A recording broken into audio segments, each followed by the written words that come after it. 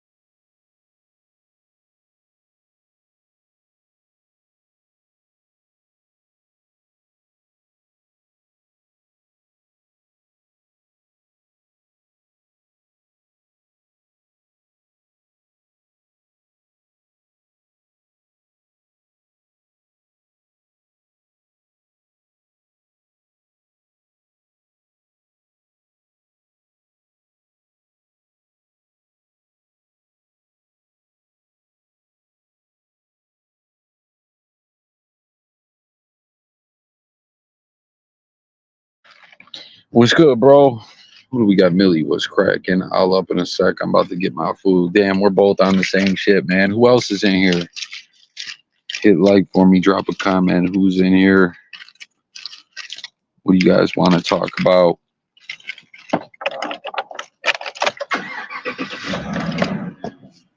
Ooh, doing some late night running around. Yeah, me and Millie are on the same shit though. Oh, excuse me. Oh, your door is open, babe. Oh, I'm sorry. Oh, did I grab that? I got it. I got it.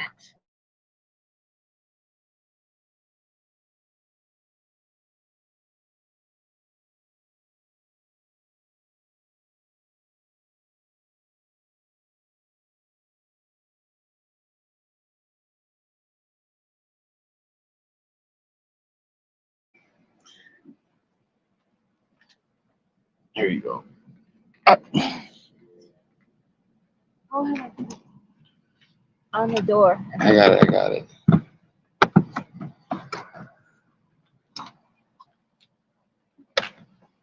You got it. I got you.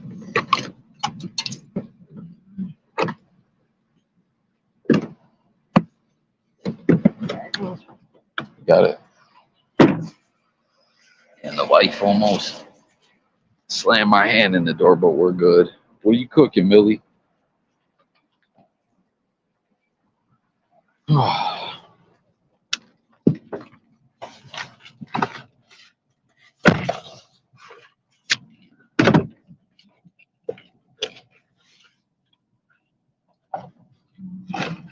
What's the matter? Oh, I'm sorry. I didn't know. You didn't tell me. Okay, a few people jumped in here. I shared live. Oh, good looking. Baked potato and broccoli. You just do that straight up, or You put, man, baked potato and broccoli. Reminds me of the soup, man. What's in that soup? Baked potato, broccoli. What else? Oh, that's like the loaded. Or no, what am I thinking of? No, well, loaded baked potatoes is one. Okay, here we go. Millie's on here. Oh, that's mine. What's up, bro? I got you. It's separate. You Oh, see, good? I always do some. Okay, I got you now. Yeah, I always do some shit though. Like I would, man. I used to make when times were hard. I've cooked many a baked potato in the microwave. You ever did that line? Damn, line. Either I got the bad signal or line does. Okay. Nah, I muted for a second because I was gonna cut these fans off. They fucking loud. But yeah, I did baked potato in the microwave before. Fucked up like that though. It's an average of like everyone's signals. One person could have the perfect Wi-Fi, then one person could have trash Wi-Fi, and it's like somewhere in the middle. We good? Yeah, I got you now. I don't know. Nah, hey, hit the mute. I want to cut the fan off. Oh, okay, I got you. Yeah, I was like that shit was gonna have all the background noise until I gotta do some shit. So like, let me cut the fan off. You ever did that though, bro? Like when times were hard, made baked potatoes in the microwave. And I cook crack in the microwave. Fuck a baked potato. Yo, I know people that really did that though. Like no bullshit. Oh, I don't know you. I know, but yo, I'm serious. So I know people like, you know, yeah, I get out know. of county I would jail and double up from $50, cook up the work in the microwave or whatever.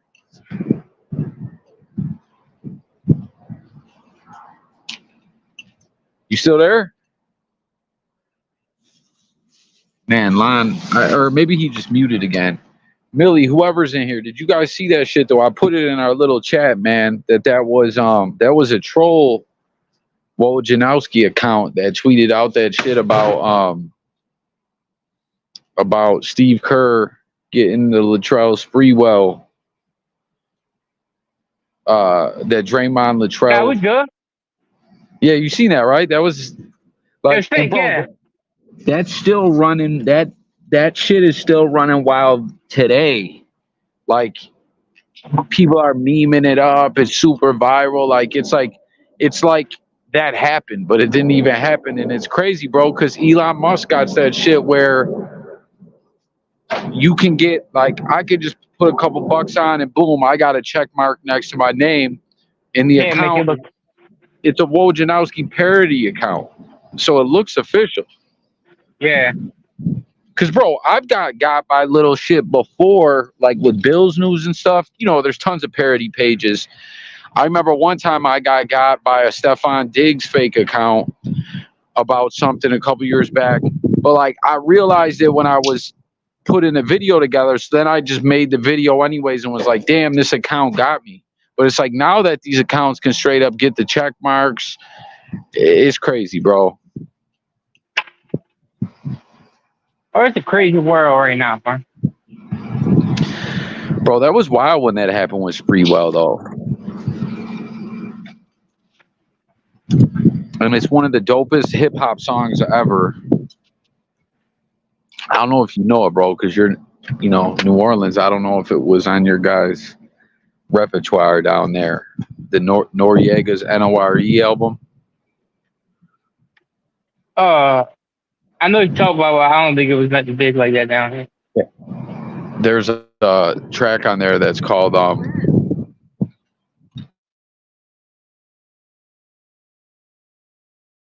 Now I lost you. No, I'm here. There's a track that's called it's one of the dopest hip hop. Oh, Banned from TV. It's Noriega, Big Pun, Cameron, Nature, Jadakiss and Styles P go back and forth, share a verse. But Nature says some shit like, I gotta call it like I see it, walk it like I be. I forget what he said. Oh, he said,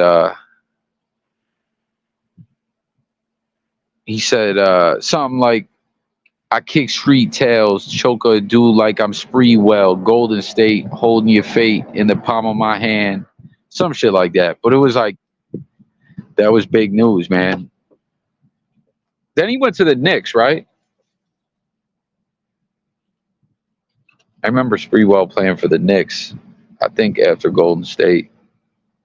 That's the two things that's fucked up, man. Spreewell was a good ball player, right? But the two things he's most known for is choking the coach and then those rims, which I never understood the whole Spreewell rims thing. Like, how exactly, like, did he fucking invent those? Was that some shit he just got custom on his whip and everyone just started doing? Or like, I never quite knew what the deal was with the Spreewells.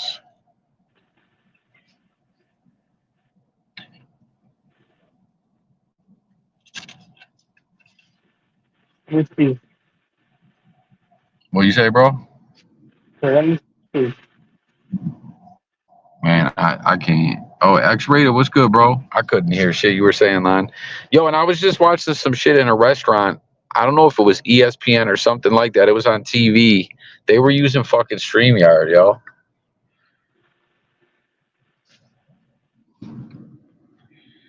X-Rated, my guy, man. Good to hear from you in the chat, bro. How's life? How was everything, man?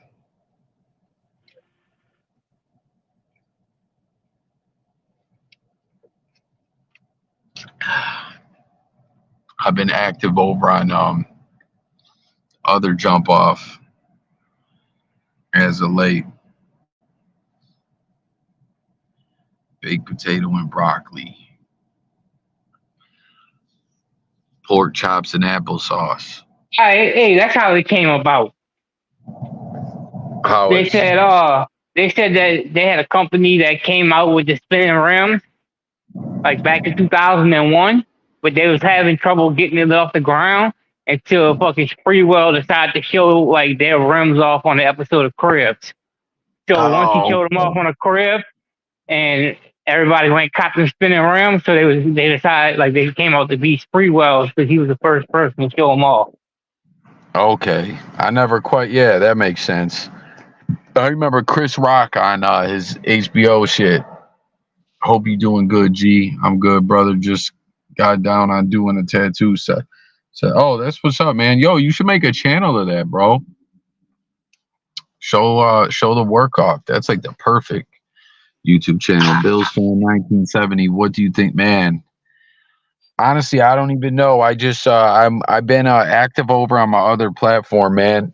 Check me out over there, but I'll still be doing stuff here. So, make sure you're still subbed up here and everything. But I just first got into talking a little bit of football today over there, and I forget the dude's name, man. One of the NFL insiders was talking about the draft in the top 10, and he was talking about the Patriots, how they signed Brissett, and they're going to draft a guy, and it looks like the top 10 is just going to stick with their picks. And, he had his mock-up of the top quarterbacks. But draft is always where I get back in football mode, man. But to be honest, I don't even know, man. I don't even know. I'm pumped. What do you think, man? Some receivers? I don't know. I think we're just kind of at a point where we just take the best talent off the board, really, right? I mean, there's definitely needs and stuff we need to address, but I don't know, man. It'll be interesting. I'm going to go very soon and be the cool. Yeah, most stuff, bro. Hit me up, man. We're tapped in on the gram and all that. But yeah, no, Spreewell, that makes sense. And then, bro, remember on Cribs on HBO special, Chris Rock was talking about like putting. I just remember he was like, they spinning, and he was talking about putting rims on a toaster. He's like, as long as they spinning, like that was like 04. But then I remember, bro, because I never knew shit about cars like that, right? Like I would just see cars, like I know a little something, but I don't know like all the exact technical shit, and like I'd see a car with real thin tires with dope rims, and I'd be like, oh, those are low profile, and like someone would be like, those aren't technically low profile, those are just like, to me, because I don't know skinny tires, low profile. But like then I remember there'd be so many rims like where if you're like out and you'd be like, oh damn, those spree wells, and someone would be like, those aren't official spree wells because um they like I forget, like you know how like with a Rolex people be like if it's fake it ticks. Real ones Yeah, just constantly go. yeah. They were saying like we'll keep spinning no matter what. Like I forget, bro. And then they had ones that didn't spin at all, that they just stayed. The air went, but like shit got crazy, bro, with the rims after that. And like I never gave a fuck about shit like that enough to like give a fuck like on like if they real, they fake. Like, I never hey, knew my shit like that. for years now, I've just been like, my whip fucking get me from point A to point B, I'm good. Yeah, I'm like That's all that I too. need. Like most people I ever knew that had like dope stuff like that in their car, which I'm not knocking no one that does or nothing like that or clowning it. Like it's dope to have cool shit and take pride in it. I just never had that kind of situation. I mean, I had some nice cars and stuff like that that were clean, but um, like most people I knew that did that were hustling and getting that dope money, or like I knew some cats that had like a really good job at a factory or something like that, and you know, would hook their car up with rims and customize it and all that. But yeah, no, defensive line or safety, I like that, man. It's so crazy how they ended up having like the whole Von Miller thing. That's one thing I don't understand about sports contracts is the cap hits and all that. Where with like Von Miller, everyone's like, man, let him go. But because of the way his contract's drawn up, like in the cap hit, it would be like they couldn't really do it. But with Poyer gone and dynamic duo being done, that yeah, secondary too. Tre'Davious White gone. Morning. I think the Baltimore Bridge thing. So I didn't see this yet. Who was talking about? Where was I today? Someone was talking about that earlier. You seen it live? So wait, y'all lost Tre'Davious White? Yeah, we cut him. We cut Tre'Davious White, Jordan Poyer. Help me out, Bills fan. Who else? Because I'm forgetting some. I'm not like really in full off season mode. So like they must have felt like ever since that injury, he ain't worked whatever the contract is or whatever. Well, I was hoping we would like maybe that is what happened. Maybe they just said, well, because bro, if you remember, first round draft pick immediately contributed on the field. First round talent, one of the best corners in the league. Then they had that bad injury versus you guys, non-contact injury. Had to get that surgery, rehabs it, comes back. They're bringing him along slow, not playing him much, and then boom, he goes down with the same injury again. Like, it is ugly, man. But it's sad. Like maybe they went to him like, "Yo, we gotta get you on a new deal, a pay cut or something." And he was like, "Nah," or I don't know, man. Yeah, Morris, that's right, Morris. Gabe Davis, our receiver, we didn't cut him, but it was a contract year for him. He signed with Jacksonville. But we signed a receiver. Bills fan, who's a receiver we signed? Curtis. What is his name? Is it Samuel? I can't remember. Well, go ahead, line. My bad, bro.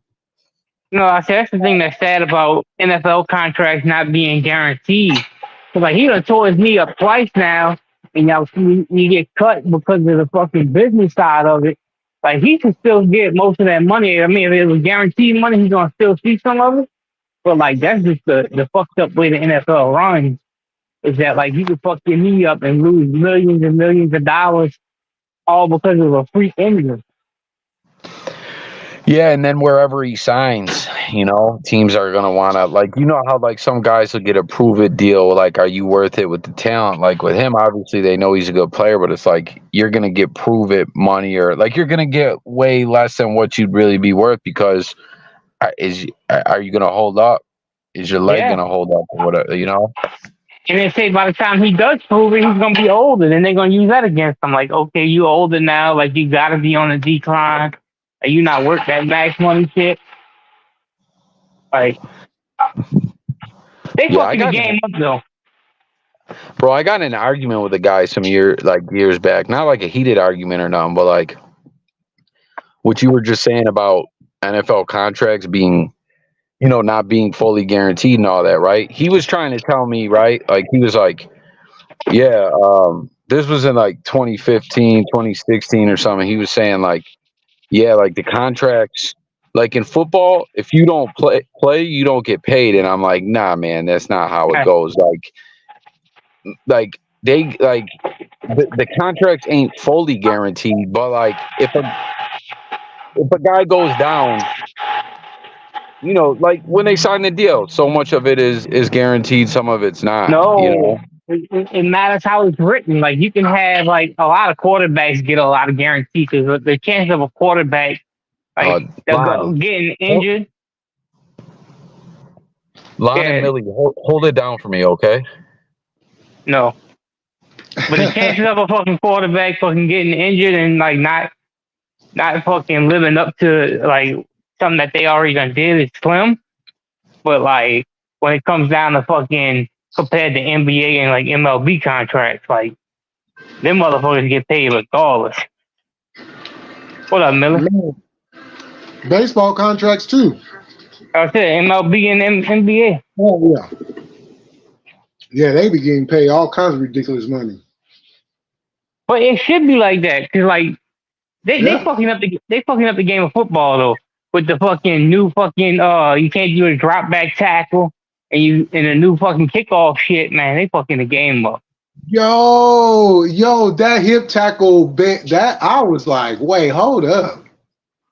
So how in the world? So I don't know how you fucking tackle from behind.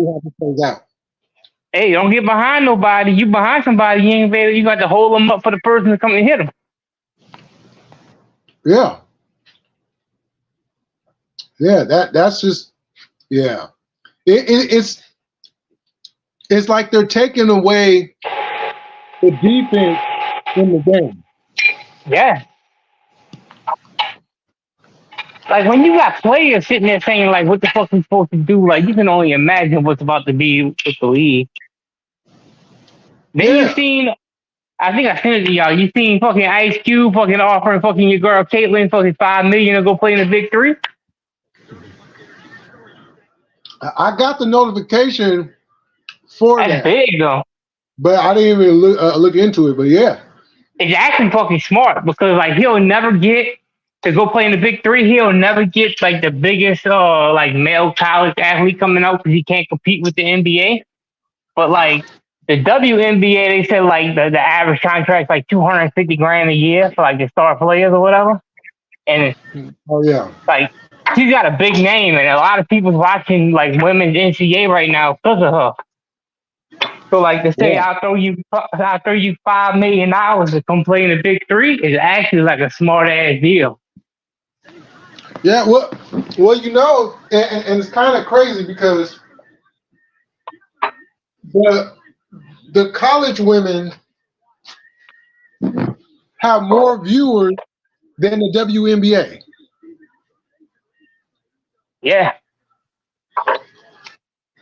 And these players that they're watching, like the names and the people that, are fortunate enough to actually make it, they get there and it's like the viewership drops off, and I'm like, somebody in the league is not doing something right, because how does the college have more viewers than the pros?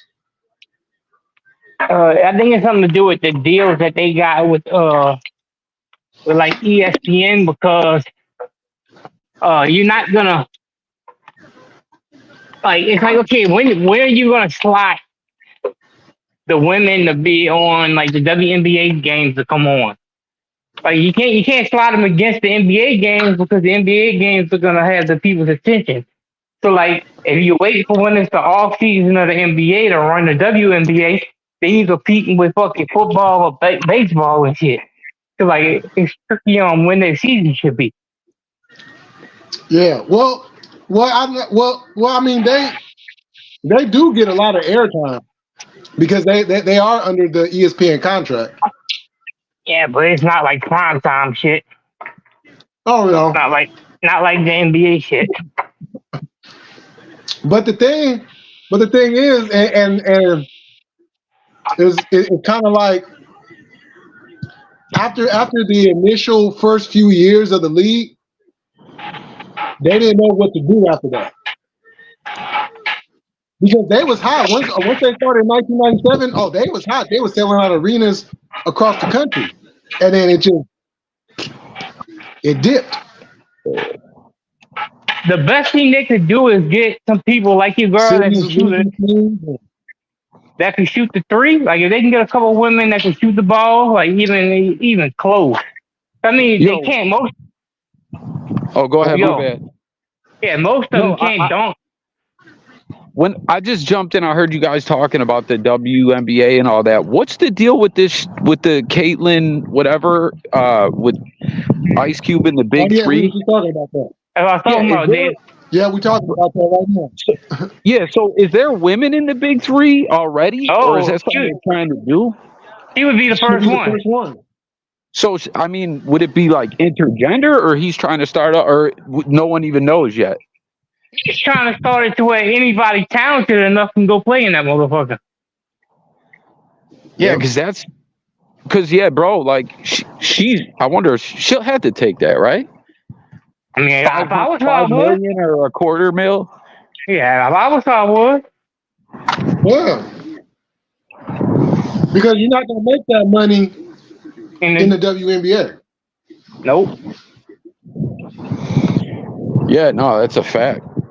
My bad. Yeah, no, I had to do something, but when I heard y'all saying that, I'm like, I know they must have somehow transitioned into this from that. Yeah, because what I was saying, like,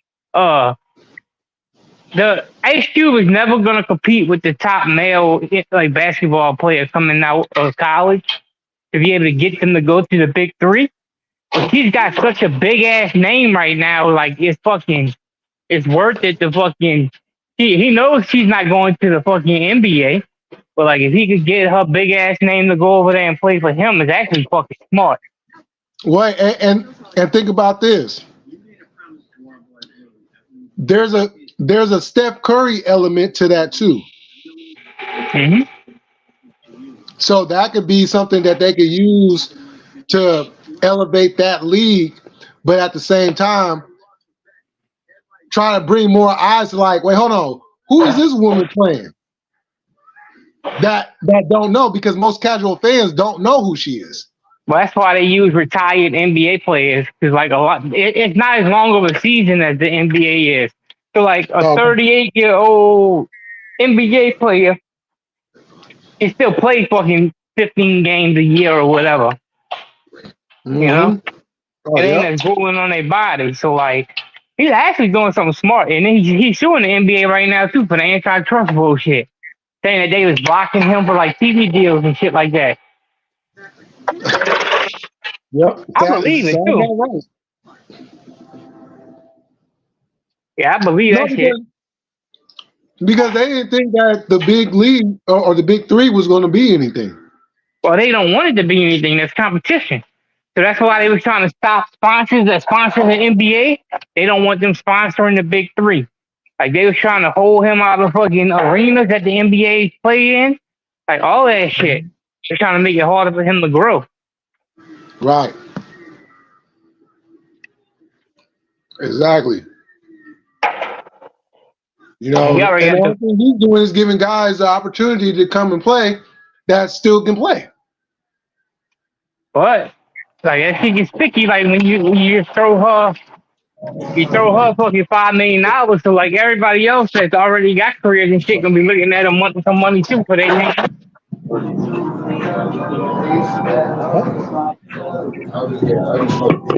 Like, I like to see what the contract state. Oh yeah. Man, what the hell? How am I on a no jumper shopping site? What did I hit? Oh, you over there trying to buy you a no jumper shirt? Fuck you doing? Yo, did you guys see Point and Shoot's video on Milk? Nah. Yo, he cooked him up, man. He said Milk ruined his career. Like, you watch Point and Shoot, right, Millie? Nah, I don't. I'm sure you've seen at least one though, right? I've just heard about it, but I've never actually watched. He's funny as hell, bro. He basically just cooks up everyone over there involved with them, anything. Like, and he's like, I don't want to call him a nerd, but kind of like the nerd. Like, it makes it funnier because of the way he talks. And he was basically saying, you know, he fucked everything up. He ended his career by doing that, you know. Mm. And Yeah. he was and bro, he went back and it was funny as hell. He pulled up an interview from his first time there, right? And he's like, so, you know, he's got him on, and he knows he's from Hoover, and you know, he wants to get to some interesting gang stories. And he was like, and then they have him where it's like, what's your first time getting arrested? And he was like, he said, I caught a robbery, right? And he's like, so would you you know what happened? And he goes, man, I tried to sell some shit to some Mexicans, and it went bad or something. And he was like, what? And he was like, some tools. And then he was like, that's not a robbery. He was like, that's a burglary. He's like, a robbery is when you rob someone. He's like, breaking in people's sheds and stuff. He was like, that's a burglary. Damn. Yeah, robbery, walking in like the bank and laying everybody the fuck down. Like, that's robbery shit, like a store. Give me what you got. Hey. I mean, matter of fact, speaking of No Jumper, the last time that we had spoke, we was talking about that cease and desist. yeah. Well, apparently he took it down. Who took it down, Adam? Yep.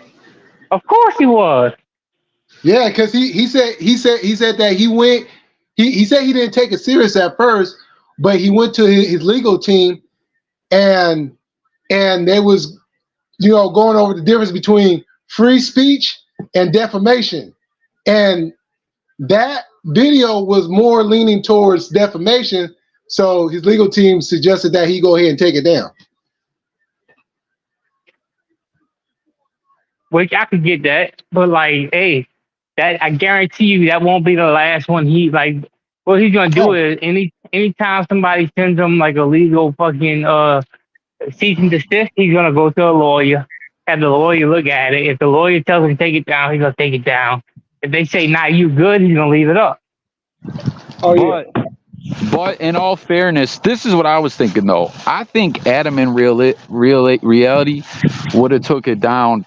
Like, I don't know. I think he don't really want to smoke with Big U, but that situation was bullshit. Period. Like, that was super defamation. Like, he just coming on there telling all these tall tales, you know, that fucking loose cannon dude. Yeah, but he was saying, I wonder if other platforms are going to take down his interviews, because he was saying, I basically got word that he sent those cease and desists out throughout all the platforms because a lot of people interviewed that dude. And then, but yo, I don't want to. Before I forget though, I don't want to. When later in the interview though, right? The point in the point and shoot joint, I don't want to forget it because it was funny, right?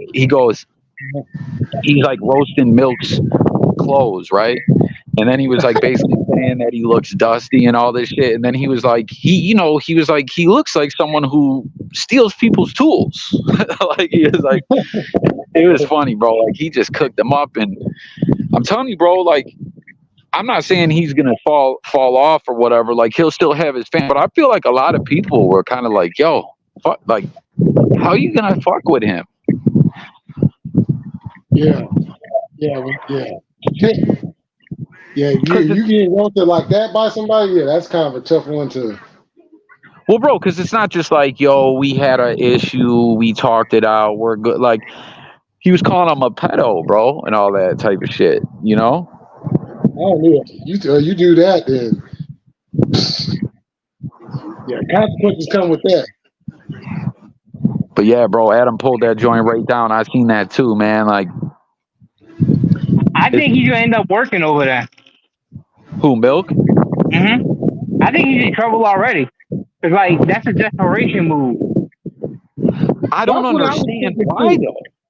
His channel was doing fine. I thought like maybe the views fluctuate up or down, but I just don't. I don't see like. So when you go to No Jumper when you're on the come up, right? Whatever you're doing, it gets more eyes on what you're doing, right? But then you go bigger or smaller or whatever. Like at this point, I just didn't think like it benefited him much to go there personally. All right, but let's say this shit. I don't know the truth about none of this shit. All I'm saying is let's be real about this shit. His numbers could be the same it's always been. But if they demonetize his fucking channel and he ain't getting no money, he's gonna go wherever the fuck the money's at. I wonder if now that you say that, I wonder if he's been having problems with that. Cause like, remember when he always had 2 channels, but then he had another one, that Hippo, it's Milk the Hippo and all that. And it's like, why are you making a third if you're right, bro? I never thought of that, man. Maybe he's been getting demonetized. Yeah. Yeah, he might not be getting no money off his views. Cause like, I don't know. I don't think it takes much like money right now to get him on like an interview. I think people paying him, but I don't think it's like crazy amounts. Like, and he's doing them. So like, if you're doing interviews for fucking under $100, like, what the fuck are you really doing? Yeah, bro. I remember at one point, you know, me and him flat out talked where a couple of times where when he was sending out things, this is when he was doing good, and I know he was monetized, but he was just sending out, I guess, maybe to people that were kind of like he looked at as like fans or people that he somewhat might have DM with. He sent out like a mass DM saying, yo, interviews for $74. But then to me, he was like, nah, bro, for you, it's free. But we talked about it, but we just never ended up doing it, you know, because it was at a point in time when, you know how I haven't really been doing this shit, or like I've still been doing it, but I haven't. But yeah, bro, he has been doing a lot of interviews. You're right, man. That Nothing to Something, the Drinks with Jinx, dude. He's been on a lot lately.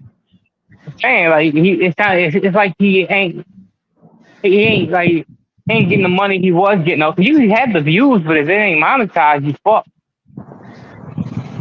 Bro, then he also took down, I guess, I don't know if this is true, but Point and Shoot was saying it, and I didn't go and look to see if it's true, if he took down all the videos against Adam. That's a lot of content, bro. I mean, the smart thing to do would be to privatize it so you don't lose the statistics in the algorithm and all that. But still, that's like, you just might have took away a third of your catalog. Yeah, but it's worth it to you if that person that you're taking all that down for is offering you a bag. Like, I think money tops a lot of shit for a lot of people. Like, a lot of people will still, even if they think they probably shouldn't morally, there's a lot of people out there who still go do content with them because if the money's right. And bro, no, YouTube has been demonetizing motherfuckers left and right, bro. Yeah. I'm talking about get demonetized, get remonetized, and demonetized within a month. And a lot of people, I didn't know this at first until I started talking to more people. Like, this shit's happening a lot. It happened to Spider Loke a couple times. No flags or nothing. No struck videos. Just them hitting you on some shit. Yo, we decided you're demonetized. And he's got the same type of channel as kind of as you were. Like, he talks on other people's content, and I've heard that it's hard to stay monetized like when you fucking doing reactions like that. So he might definitely be having trouble with his monetization. Well, shit, you know what always shocked me? Because Adam went as far, and I believe this. I think you said you believe it. He went as far to send fake subs to fuck up his shit. He's right. He's went through shit like that, and he was really in his feelings where he told Back on Fig, you guys can't work with him. I'm surprised he never just tried to strike the videos, even though Milk could dispute them all and win with fair use. Do you know how long it would take? Like, if one day you go on and you got 58 fucking videos that they're saying they're striking you on, and you got to go through each of them and fucking no, this is fair use. This like, I'm surprised Adam never did no bullshit like that. But maybe he just didn't want to look like too much of a sucker. I don't know. Too late for that. Yeah, bro. Lon, you just put it. See, you be putting shit together for me, bro. That's what it is, bro. That's why he wants that job. He must have got demonetized, and you get, you know, you get some bills that maybe you didn't have before because bro, he was seeing some good money.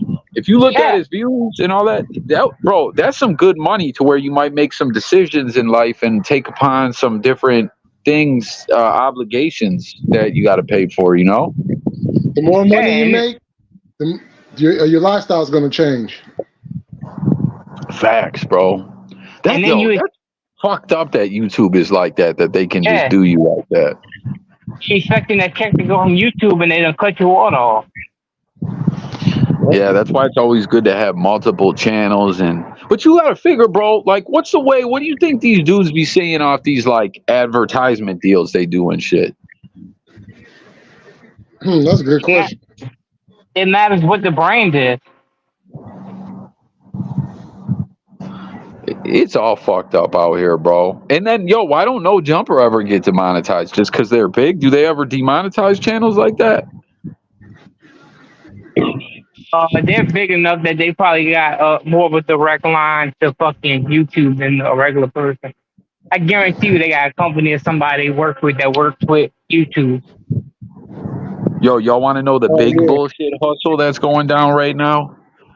There's a lot of channels out there, right? You guys up on the AI blogs? Nuh-uh. So, all right, say the type of videos I do, either like news or little, whether you want to call them news blogs or little documentaries or whatever, right?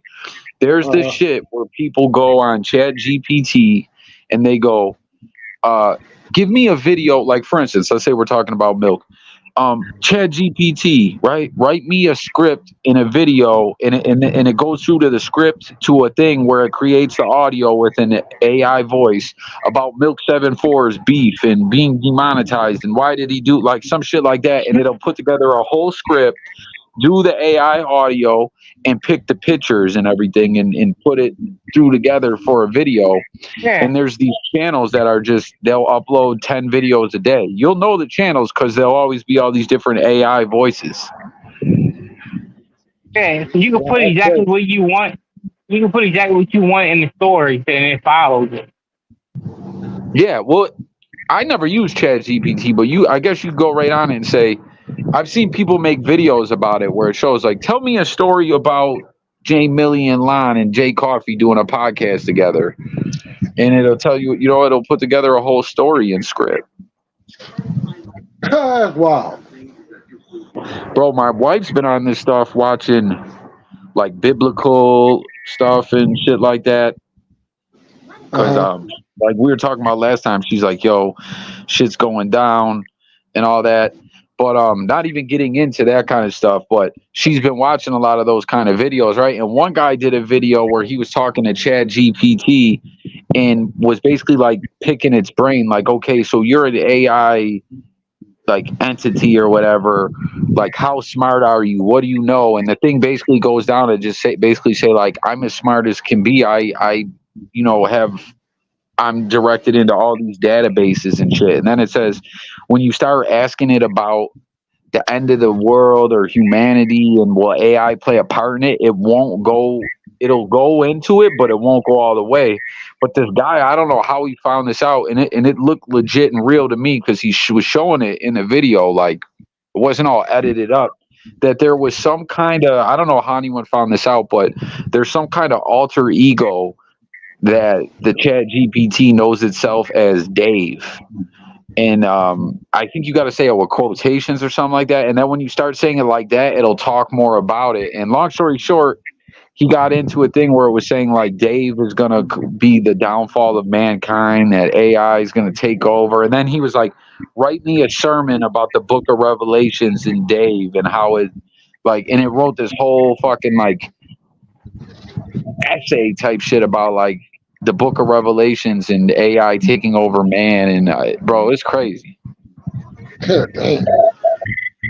And it was saying AI has like, even though it's programmed not to, it develops negative feelings towards humans. That's just crazy. Like when you think about it. That shit hella crazy. Facts, man. But yo, I didn't want to fuck up y'all flow. Did you guys with the Caitlyn thing though? Like, what you got? That's gonna happen, right? What do you think? I don't know. It matters. It matters how bad she wants to be in the WNBA. Like some people, if they dream of the WNBA all their life, they might say fuck the money and go and play in the WNBA. Can she realistically play with men though in the big three? Yeah.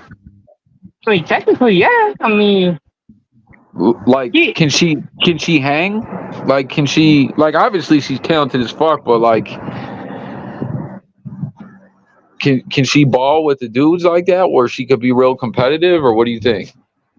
She's a shooter, so like I don't know. Like I mean, I don't think she's sitting there fucking trying to take charges and shit like that. Bro, I fell out of the, like, when the big three kicked off, I was super pumped for it.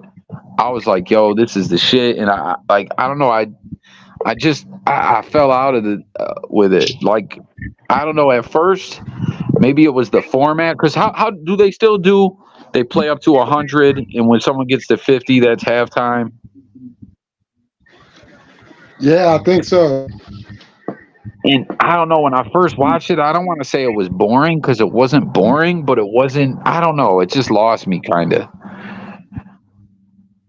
I think you still got to put a time on that. I don't know how that's gonna, like, how well that works. Putting, like, you get to 50 and it's halftime, because like they got some nice motherfuckers. Even the NBA had trouble getting to 50 for a half.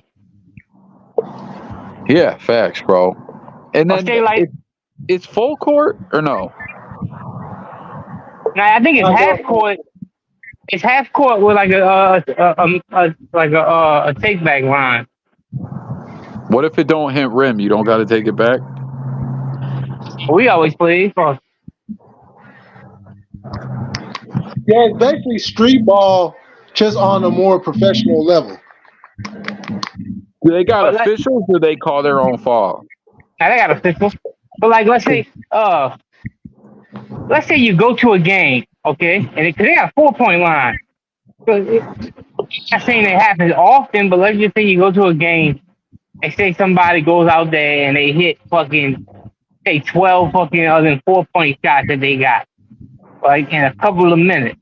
Then you at halftime, within like fucking 20 minutes of playing, and the people that's watching you ain't getting their money's worth.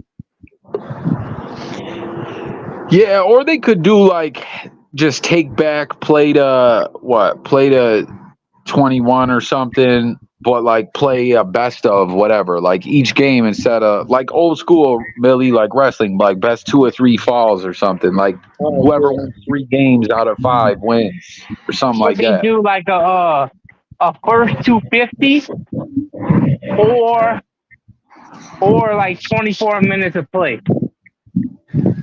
You know what I'm saying? So like say like, even if you fucking if you don't get to 50 like within the 24 minutes or whatever, it's still halftime. Like it can go bad the other way too.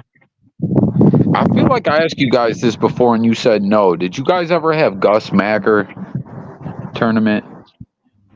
What's that? In your city?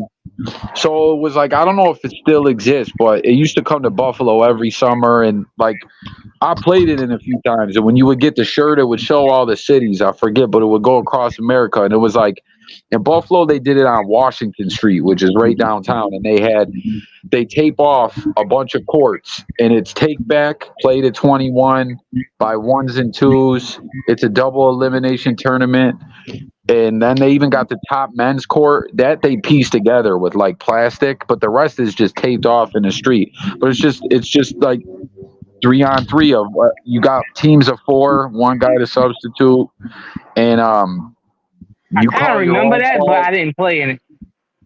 Yeah, like their logo is a little basketball guy with arms and legs, Gus Macker, and you call your own fouls unless like if shit like say guys are starting to argue a lot or whatever, then they got a guy called the Gus Buster that would come in and take over. You know, other than that, he just stands there with the clipboard and takes the score. Okay, this team win, puts it in, and then they put it up on the brackets. Double elimination. We came in third place one time when I was in it, but it was dope, man. It was dope. Like, but that was the whole vibe with that was like that. It was. I don't know. I feel like if you do 3-on-3, you gotta. I don't know that long form game shit. I don't know. It's got to be quicker. I think. Yeah, but Like, too quick in the fans ain't getting their money. No, that's what I'm saying. I think they should do like play to 21 first to win 3 games wins or something like that. Whole play to 100 shit. I don't know. I just feel like that just kind of loses me. When you talking about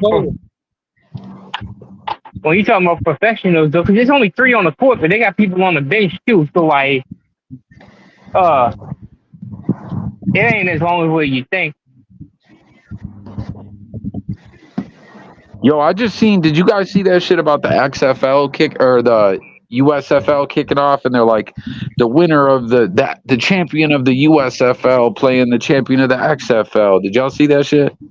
Oh yeah, it's the United Football League that's starting up this weekend. So what? It's like they merged those leagues together. Yeah. Okay, that's dope. I want to watch that. Like I said, they fucking up to the. Go ahead. I'm good. Oh yeah, because the XFL they was gaining some traction. The game itself was very confusing. The USFL had more money put into it, but they didn't really have fans in every stadium. So they're merging the two together to expand the spring game. That's dope, man. Because everyone always says, man, and we know a lot of the greats played there. Like, yo, when they had the NFL and they had the original USFL or whatever it was, like, remember, like Jim Kelly played in that. Fucking Steve Young, Flutie, like I think Warren Moon. You know, like to have a league to compete in the off season. Like it's just better for the fans, better for the game, better for the players to have another option. You know what I'm saying? Yeah, exactly. It is funny that the NFL took they kickoff shit though, but like I don't know how it's gonna work. Why? What is it? What did they do?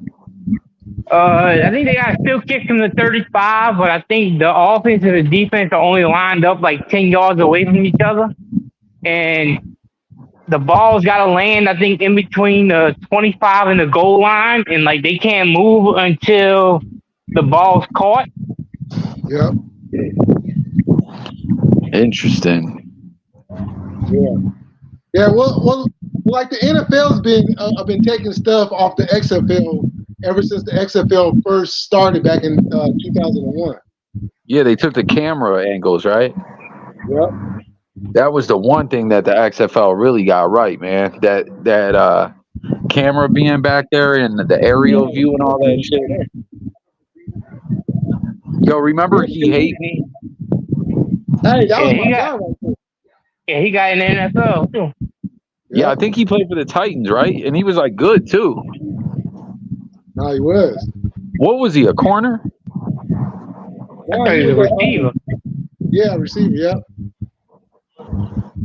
Yeah, that shit was wild. How they could put whatever name they wanted on there. I thought that was dope at first. I'm like, oh, that's cool. Remember the original XFL kickoff though, where the dudes would just fight over the ball, and I think someone got hurt. And like, Yeah, that was the wildest shit. Like, wait, hold up, what the hell? This is not football. Yeah, bro. I remember I was in a facility, bro. I was in like a youth boot camp when the news hit of the XFL coming out, and right at the same time of that was the news of the first Xbox coming out. I remember, and I was like, "Oh shit, this is back in winter of 2000, or no, going into 2001." I think the NFL is just fucking themselves up more and more with like them getting rid of the hip drop tackle, the fucking kickoff, Like, it's fucked. Yeah, what did they just change? Because I seen someone on Twitter the other day talking shit. They were like, "Oh, if we want to change rules, let's stop letting guys roll um into the legs of linemen or something like that." Yeah, they changed the rule on the hip drop tackle.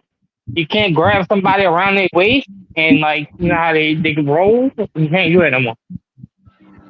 Yeah, I remember they were talking about that last year. Because this is what's stupid about all that. With whatever rule it is, you gotta use it in a way that it's just strictly for the player safety. You know what I'm saying? Like when guys would get flagged for like no one wants to see a defensive player get cracked in the head and get a wild concussion or whatever. But like if I they do. I mean, you do, but you don't. I mean, right? Like to a degree. No, I do. But I don't want them to be hurt for the rest of their life, but I definitely want to see it. Right. That's what I'm saying. Like, no one wants these guys to get the problems they were getting. But, like, when the rules being used in fucked up ways and then it's inconsistent on top of it and, like, you know what I'm saying? Like, just all that bullshit. Yeah, I mean, football is a violent game. And you know, there's only so much you can do to keep it safe. And like a lot of people have been saying the last few years, in the direction that they're going, we're going to see a flag football league on a pro level. Man, that shit will be crazy, man. That's what I saw someone saying too when they were talking about that. Like, let's stop the guys rolling into the. They said that. They said someone was like, "Dear Roger Goodell, just go ahead with it and make it a fucking flag football." No, and don't think that they're not paying attention to how people are looking at the flag football game during the Pro Bowl. Man, believe this shit.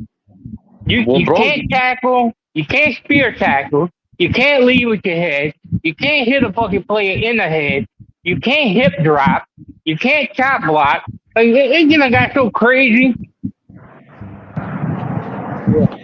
Bro, and you know, flag football is going to the Olympics. That's becoming like a big, and that when Cam Newton got in that fight, that was at a flag football tournament. Like they're trying to make that a big thing. But yo, I'm not trying to just fully switch the convo, but while we're talking about this, though, I don't. When I mentioned it earlier, when X-Rated commented this, did y'all see about this Baltimore bridge or no? Did y'all see that? Yeah. He was saying he thinks it's set up. I heard someone talking about it earlier and didn't see, but now I just pulled it up on Twitter. And what's the deal with it? I think it just happened. I don't want any of that conspiracy shit. Like six people die. Like if they're gonna do some conspiracy shit to take some motherfuckers out, I think they're gonna have more people dead than sick.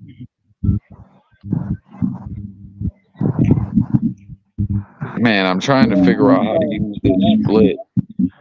That's just my opinion. Like, well, no, I didn't even see nothing about it. I'm trying to see. Oh, yo, let me know if you guys can hear this when I hit play on this. You hear this? nope. This guy's just arguing about Biden says it's over like who should pay for the bridge to be reconstructed, private insurance, or the debt, like some shit like that. I didn't really see what happened. Like what kind of bridge is this? Man, that was a big bridge. That connects that's the Port of Maryland and shit. That shit fucking connects like. I got it right here now. Why? As I'm seeing a video. Structural engineering. Oh, good. Bro. I mean, dude, that's so crazy. That's all so when we in New York from Niagara Falls to Buffalo, there's this Grand Island Bridge. It's a little island that's like you go over, but there's two bridges, the north and the south. They're long. Then in Florida, where we live, we went on a couple bridges that went way over the ocean, and that was always like my daughter would always freak out, and I'd always be like, "Baby, like, don't trip." I was scared when I was a kid too. Like, You know what I'm saying? Like, Yeah. I would be worried too, but they got engineers that come and check that out and this and that. But We then when got you see one. that, bro, that shit just went. We got the longest bridge over water in like the whole. It was the whole world, but now China got one that's a little bit longer. But we definitely got the longest one in the country down here. It's like I think it's 26 miles. Is that the one that I went on the highway? I don't know where you at. It crosses Lake Pontchartrain. The one that I'm talking about was like on the highway, like when I went from Florida to Texas and we drove by New Orleans. Like you're on the highway and you see over like way off to the right, like, oh, there's New Orleans over there, and like you're just going over swamp. That's kind of like the spillway or like the Twin Span. If you're coming from Mississippi, like the Twin Span, you can see New Orleans, but it's like through Slidell and shit. Like this bridge so long that like when you get in the middle of it, like you can't see land either way. Like you look back, you don't see land, and you look forward and you don't see land. Oh wait! Now I'm looking at another video of this. So it's a boat that hit it. Yeah. Okay, no, like the first view that I seen, it just looked like the bridge gave out and collapsed, and I was like, "Damn, what the fuck is up with that?" Because that's my daughter would always be tripping, and I'd be like, "Nah, baby, they have engineers that come and check this out, and like these bridges don't work." But like the first view that I could see, it was from far away, you couldn't see the boat. Like, what the fuck was this boat doing? It lost power. Like if you look at it from the other way, like the boat went under the bridge, but as it was going under the bridge, like you could see all the lights on the boat and everything. Like they lost everything. Yeah, I just saw it as you're saying that. Like this video that I'm watching is like running it back and forth. But like that's wild that just like, don't get me wrong, I know it's a boat and it's gonna fuck shit up, but that's wild that like it just took the whole thing out, bro. Well, them motherfuckers, I think they were showing that boat has like I think a cruise ship, like the cruise ship I went on, I think it's 110,000 tons. But like they were showing. Oh damn, we lost him. Oh, there he is. He's back. And everything. Fucking going into the legs of that shit. Yeah, bro, I can see on the top the part where the smoke's coming out, like mad black smoke. So that's like diesel or whatever it is, like coming out. Like that's a lot of power. Yeah. Yeah, someone says cargo ship striking the Baltimore Francis Scott Key Bridge at 8 times speed is truly crazy. What do you notice? And then in the comments, someone says, sure, look at the exhaust smoke, deliberate turn at full speed towards the main pillar. That's an attack on U.S. infrastructure. Nah, I don't believe that shit. Nah, and then someone says, I'll be the first to add that CNN and everyone else stop showing the video. Baltimore mayor does not want people to see the collapsed bridge. This is the black swan that controlled the demolition. Oh, so this is someone else saying that. I'm not trying to say that like to be the craziest person, but like I think if it was some shit like that, like they gonna it's the plane thing, they gonna do that shit like midday when they got fucking hundreds of cars on that motherfucker to take the most people out they can. To do it at 1 o'clock in the morning and you lose 6 people, it just don't seem like the brightest idea if you're going for that type of shit. Yo, listen to this guy. This guy says, veered into support, so bridge collapse. Look deliberate, but why? Only enemy would target critical U.S. infrastructure that was so hampered transport on the I-95 corridor. Wait, said not terrorism, said really fast. But same people said Hunter's laptop was Russian disinfo. Dude, the internet's crazy, bro. The problem is on the internet, everything's a conspiracy. Yeah, people get wild. Damn, bro. And there's a picture I'm looking at where it's before and after, like from a distance, like from if you were driving onto it. And it's just crazy how you can see, like, that shit is nuts, bro. I mean, they called. What you like they called to evacuate the bridge, but it wasn't like they didn't have enough time. It was only 2 minutes. Oh damn, we got someone trying to get on the stream. I didn't even notice this. Who is it? Oh no, it's not. I don't know why it was showing one. Say that again, Lon. They called what? I said they like called the one that they lost power and like to stop the traffic and to get construction workers off the bridge, but they only had like a 2-minute window. But bro, oh wait, so this video that I'm seeing then is like sped up or something? Because the way the video looks, it looks like it lost power and hit the bridge like 5 seconds later. It's like I think they lost power, regained it back, and then lost it again. Oh, I got you. Damn, bro. Look, someone looks like it may have been cyber attack. Everyone notices what they want to based on whether they believe official narratives. Cyber attack, says Andrew Tate. Also, Tate. Like, yo, bro, there is a lot of wild shit that's bullshit. But like, a lot of these cats just get on here just talking whatever. Like Tate. Did y'all hear that shit with him and Ryan Garcia? Yeah. Oh no. Ryan Garcia saying like, bro, it's crazy. People do crazy shit for fucking for views and shit. Millie, you didn't hear that with Garcia?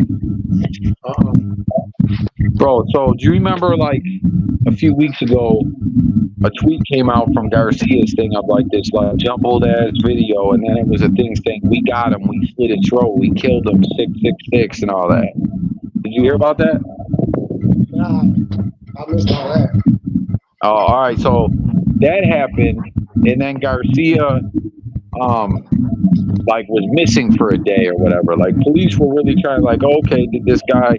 So then a couple days later, he does this live with Andrew Tate where he says the Illuminati came and kidnapped me, took me by force out to the fucking Bohemian Grove where they were violating children and made me watch. And he's like, and I got violated when I was a kid. And like he's on this shit where he's saying like it's God versus the devil, and he's for God, and like I don't know, bro. And like, but Andrew Tate did you hear him, Londo, when he said, I got to be very careful. I'm in the middle of legal litigation right now. And what was crazy about that was like just a week later or so, Tate gets arrested again. Well, he got arrested because of Aiden Ross. Is that what it was? Yeah, Aiden Ross fucking was on live and was like, hey, like I got a message from Tate telling me to go out to Romania or whatever and do content with him right now because he's not gonna be there for much longer. So like making it not even think what he was saying, making it seem like he was about to take off. You know, he's out on bond. Oh damn. Yeah, when I seen they said that the charge was sexual aggression, and it was from like 2012. Bro, you see that shit with Diddy? Like what they came out with the report today, like what they saying what he did or whatever? Bro, I just seen some other shit now. Did you see where 50 Cent's baby's mom is in it? Yeah. Yeah. But hey, you know how many people do that shit? Cause like I mean, like I've heard of this shit happening, but like I never looked at it as that's sex trafficking. But like, you know, people like in the entertainment industry and shit, they've been talking about flying girls out to them and shit forever. But I didn't realize that if you fly a girl out to, like a celebrity flies a girl out and they pay them for the fucking ass, that's trafficking. Yep. I found that out a few years back because that's one of them technicalities in that law. A lot of people don't quite understand. So yeah, it's fucking crazy. When they get hit with it, they're like, "Oh shit!" You know what I'm saying? Had no clue. Yeah. Cause like to me, okay, like to me it's prostitution. You paying her, she's doing it for the money. Like it's not like you rape her, she's doing it because she wants the money. So like it is rape to a point because she probably really don't want to do it, but she's still consenting in the end. But by flying somebody out to you and paying them, that's fucking sex trafficking. I think sex trafficking was snatching a bitch up and fucking making them do it. Yeah, because I learned that. As a matter of fact, I found that out when I decided to do a little pimping and pandering, and I was talking to one of the pimps, and he was telling me how one of his homeboys, who is another pimp, had got caught up for sex trafficking because he sent one of his hoes across state lines to go do a job and got caught up. And now, you know what I'm saying, it got back to him. So then he ended up having to face them charges and ended up having to do time.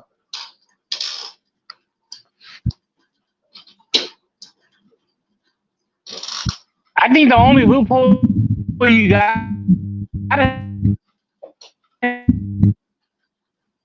Oh, you chopping up?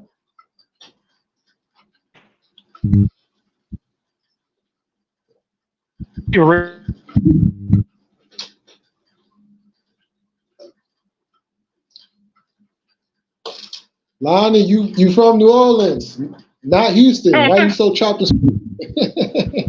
I was walking in and out. It should be good now. Oh, okay.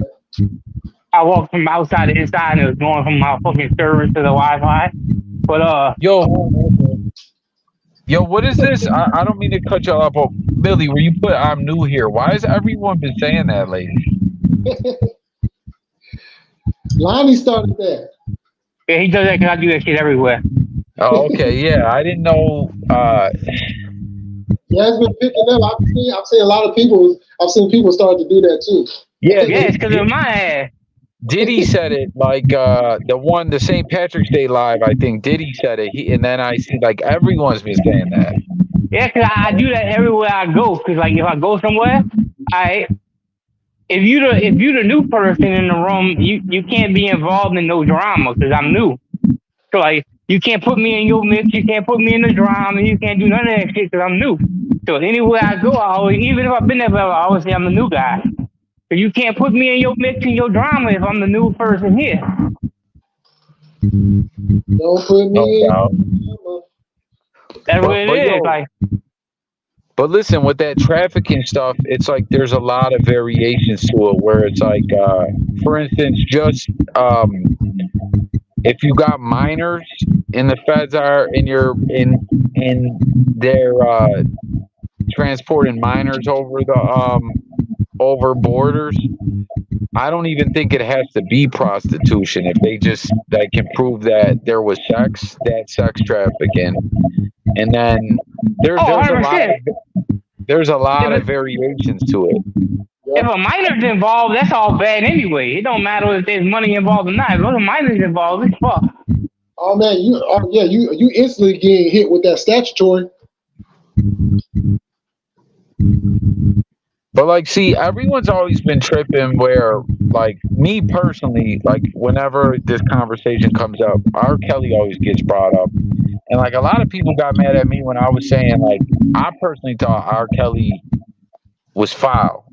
And like, I was a big fan of R. Kelly, and I didn't even feel that way right away initially, but until more like, it basically seems like R. Kelly just, his whole career has been recruiting underage girls to have sex with and bring them on the road. And like with Diddy, I don't know exactly what's going on. It ain't looking good. But like, I don't know. I just felt like when people, like with R. Kelly, like a lot of people like, oh, he got set up. Like, I really feel like R. Kelly did a lot of that shit. But it was crazy the way it happened, that the documentary is what is how it all got back into the conversation. It was the documentary, and then that lawyer, Avenatti, had another tape. Someone sent him a tape. But I don't know, bro. With Diddy though, it's like it's happening the same way, where the lawsuit, and then all these discussions, and then the feds are like, wait a second, we're looking into this. And then I don't know, bro. I don't know if you guys caught the one video I did. There's talks that they're talking about a RICO. Yeah, no, well, look. So like, I know R. Kelly was set up. Okay, if you take away all that stuff, and you put it to the side, you cannot justify a 30-year-old man marrying a 16-year-old teenager. Nope. Right. What? Right away. Off the rip, that was fucking weird. And then, Millie, All right. I don't want to cut you off, but real quick, because I want you to continue, but I just want to say this. Then a lot of people always say, well, like with some of the girls, they say, oh, well, the parents were cool with it and they took money and all that. And I always say, yeah, no, I bet you some of them didn't. We know some of them did. And you know what? They should be in prison too. Yep. And with Aaliyah and that RICO, some of the people that helped forge the paperwork and stuff like that, they got bagged in the RICO too. But they let a lot of them go to just testify against them. You seen the shit that that 50 Cent posted today saying that like they got reports with the investigators and shit saying that they had secret cameras in like all the rooms in Diddy's house, and like they got secret recordings of people that people don't even know happened. 50 Cent was like, he said, I'm gonna get my hands on them videos. I'm paying top dollar. So like, I can only imagine what's on that video. Man, I'm telling you, it's a lot of names on that shit. It's a lot of names on there.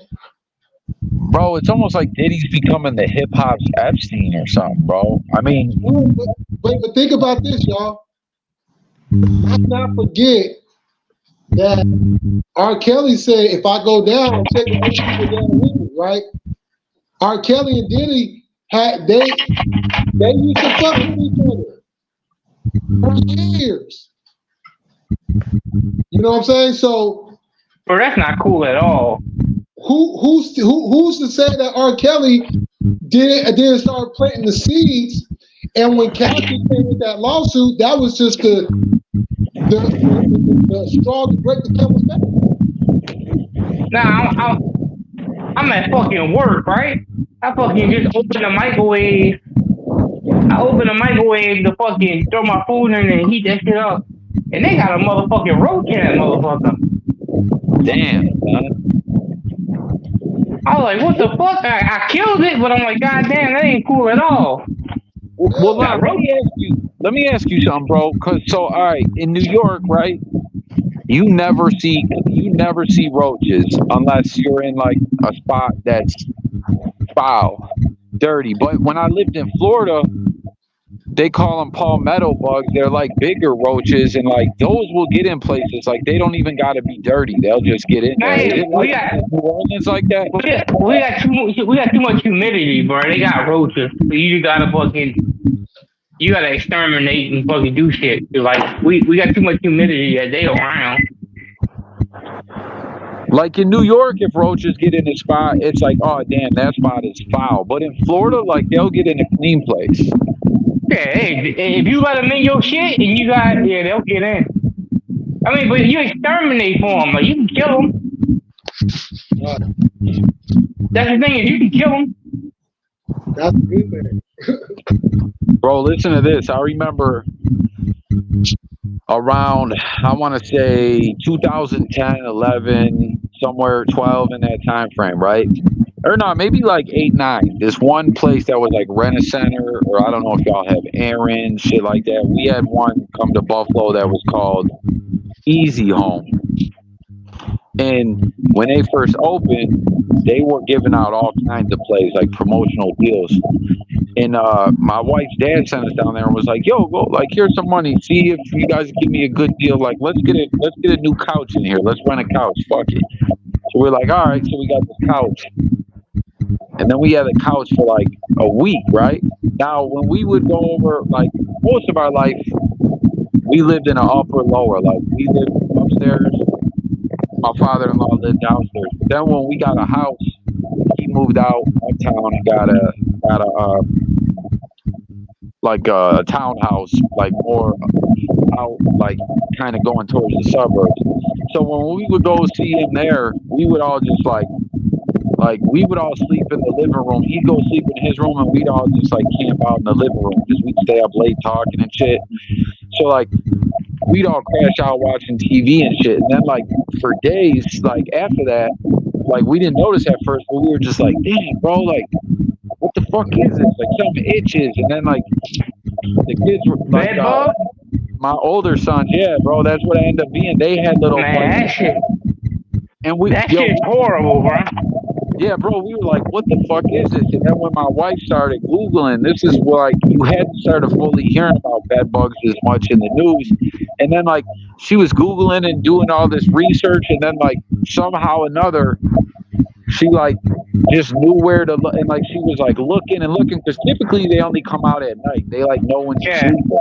But, like, bro, all of a sudden she was like, oh my fucking God, there they are. And she pointed exactly like them. And I was like, holy shit. There we go. So my wife's dad called down there and was like, come get this motherfucking couch out of here right now.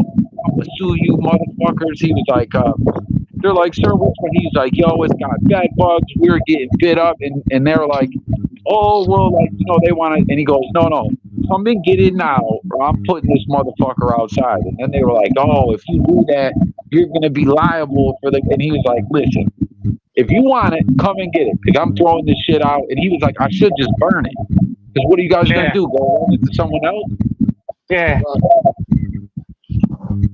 Bro, And that then shit's horrible. I had a friend that rented an apartment.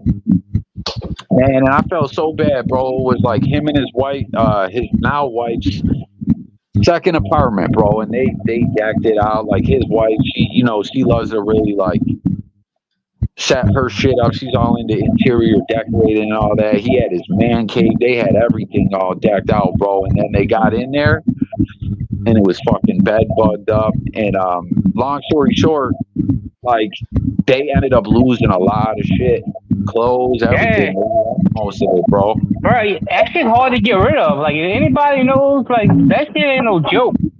That shit's hard. Like, if you get them, they're hard to get rid of. Like, you lucky you didn't jump on your rest of your shit when you found them in the sofa. Well, all right, so peep this. When that happened, we called the health department guy down from the county. He came down and he checked it out and he was like, wow, man, I can't believe you guys were able to spot him. And then he was showing us there's this thing that like someone invented that's this little it's like these little like picture like Tupperware or something that legs of furniture would sit in. So then like it's meant to catch them that they'll fall out of it. But he was basically telling me there's really nothing we can do about this shit. He was telling me like they've shut down big places down in Times Square, Macy's and shit like that where we couldn't get rid of them. And he was telling me that like in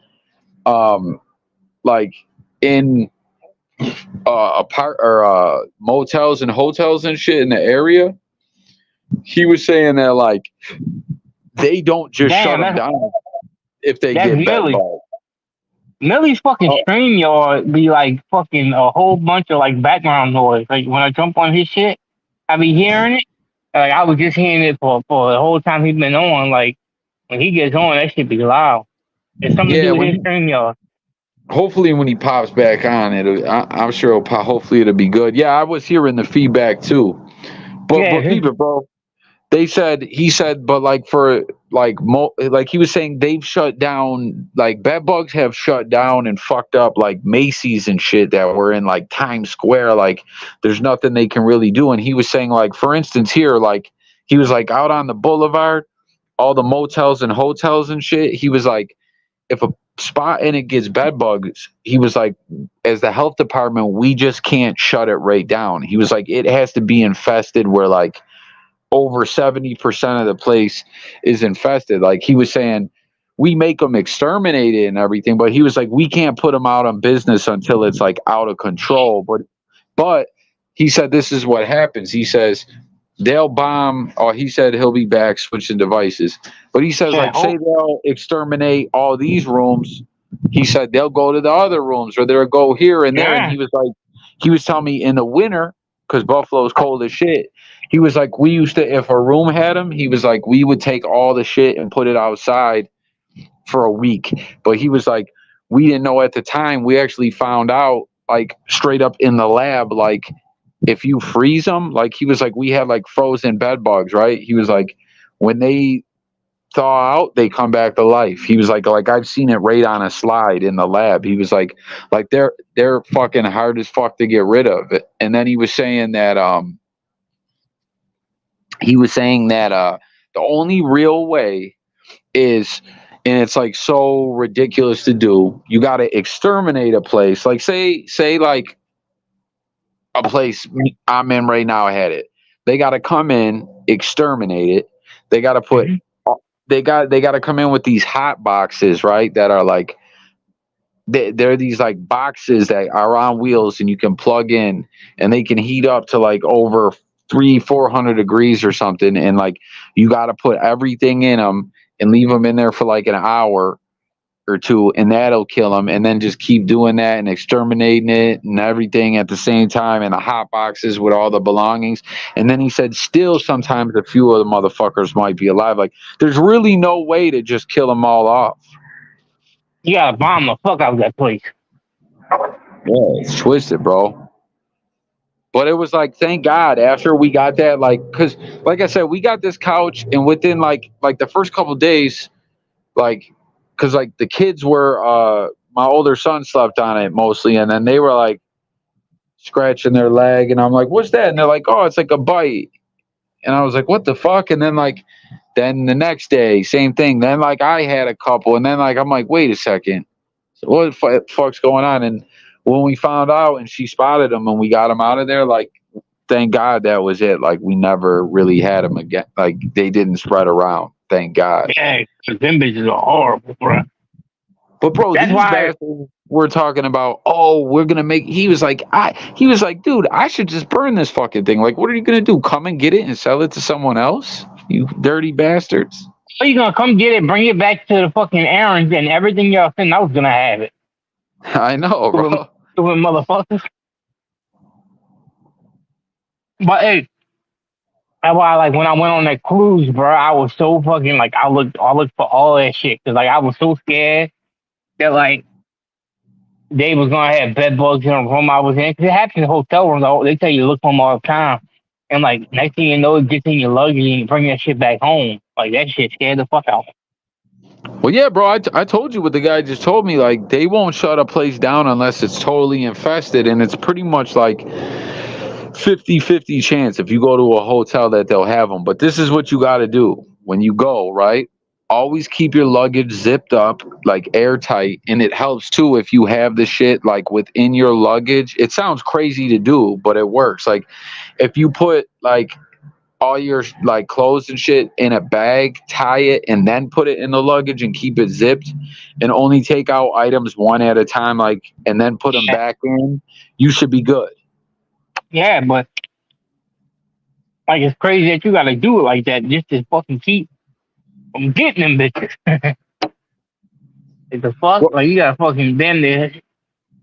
Bro, you know what I wanted to tell you when we do these too? Because we're going to keep staying consistent with these, bro. And we're going to get the numbers back up, man. We got to be on point about clips. Like if we get on any good topics and we have like a nice run, like, you know, like I got to start taking notes. Like, okay, at the 20-minute mark, we started talking about this. And you know what I'm saying? So we can pull clips. But fucking, like if I had to choose, I'd rather have to deal with roaches than fucking bed bugs. I take roaches, fleas, and a rat over bed bugs. Well, yeah, bro. Like, fucking. I can kill all that off easy. Yeah, like bed bugs is like they don't know what to do, bro. Yeah, they hide in like fucking crevices and shit, bro. Like, oh, Millie. Like, oh no, is that me? That's you. You double. How the fuck you double? Okay, am I good now? Yeah, you good. That was weird. Yo, it still shows Millie's in here. Okay, there he is. Here I go. Here I That go. device is better. That other one had that feedback again. Yeah, Yo, am I that's why I echoing? switched. Yeah, yo, I'm gonna come out and come back in. I got a delay. Okay. It must be that Bills Wi-Fi in the fourth quarter. No, it's our shit now. We run this shit now.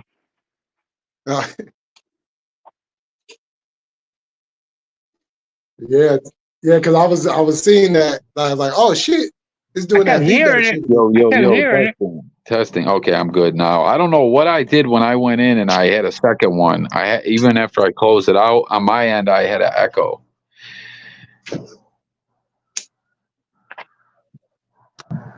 I thought it was me at work. Like I was like, all right, maybe my Wi-Fi it just feedback on my end. But then when you left it stopped, I was like, oh shit, that was Millie. Yeah. Sometimes it'll go good, no problems, and then other times it just be like, Yo, I'm Millie. about to fuck up the whole party. Millie is I was just watching this dope ass D'Lo Brown interview from 2022. It was right after Mickey James from TNA was in the Royal Rumble, and he was Impact's like head of talent. Is he still doing that? Do you know? I'm not sure because they've been making some backstage changes, front office changes over there. Bro, Hey, I like D'Lo. You seen that video I sent with Gilbert Arenas' son? Nah, I seen you guys talking about it, but I didn't watch that one. What was going on? Man, he dropped like 44 in the high school championship as a sophomore. That boy is 6'4" as a sophomore in high school. Crazy. Yeah, cause you know, Gilbert Arenas was cold in his heyday, but like, oh, he was. His son already taller than him. Remember, he came off what? He came off the bench, right? Wasn't he like 6th man of the year or something like that? He got drafted by Millie's team, and then he signed that big ass deal with fucking Washington. With the walking. Hey, you know the owner told him that he could pick his number, which is crazy to me. And he said he picked 111 because of Hardaway, I think it was, and he left like $16 million on the table for whoever else was on the team. Like it was like one of the players he had to get signed. But he was saying the owner told him that he would have paid him as much as like $126 million.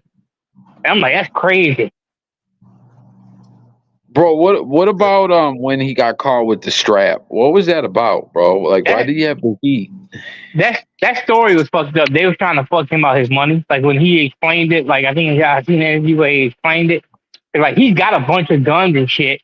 And like was it legal? Was it a legal weapon? Yeah, he still could legally carry. It was a legal weapon. He brought like a gold Desert Eagle 50 cal or some shit like that to the to the locker room to show the dude that he was fucking like they was gambling with, and he said he was trying to give him one, and then they was going back and forth because they was friends, and the dude took it and threw it, and when he threw it, it hit one of the trainers, and the trainer ran in the office and made a big deal. Why the fuck did the guy throw it?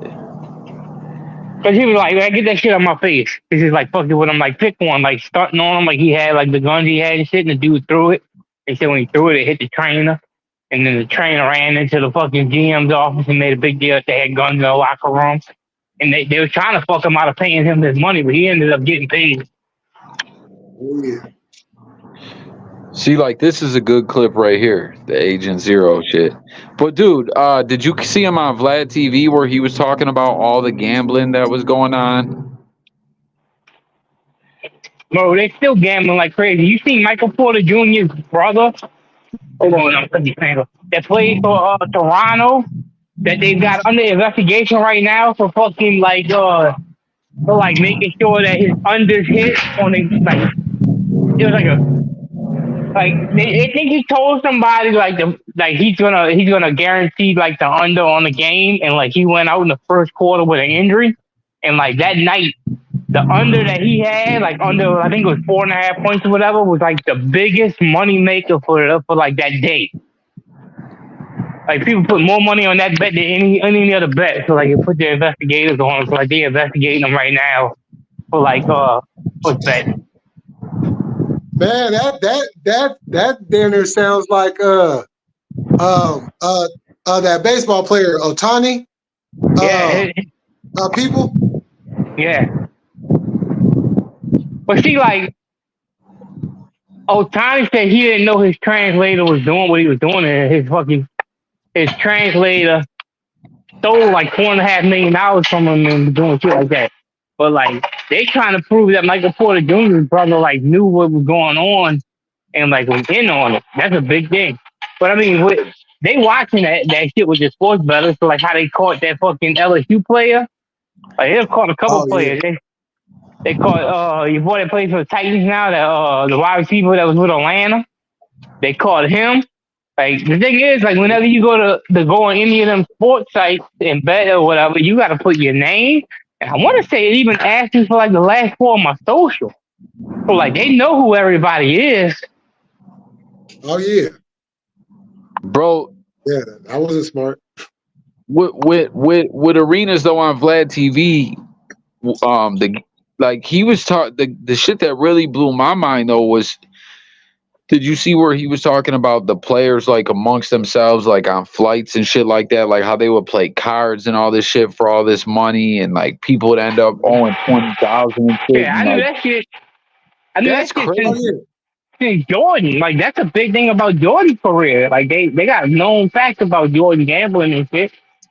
But bro, it's like say me, you and Millie, right? Like we hit this podcast. Say like this blew up and we get a deal and we're traveling around doing podcasts and shows and shit, right? Like that, right? So we're really seeing like serious money, like over 100,000 a year, 200,000. Like we're getting paid. So like we're on some kind of tour and like on the bus, we're just fucking around, like, you know, while someone's driving, we're like, yo, let's play poker or whatever. Like me personally, right? Like say if someone did want to gamble, at the most, I'm gonna say, hey, just for the hell of it, like we'll play for $50, $100. Like I don't want to crack no one. I don't want to lose my money, and I don't want to take no one's money to the point people are owing thousands. It's like that's crazy. The difference is this: they're playing a sport that's competition based. So you're talking about people who play a sport that is competitive driven since a young age.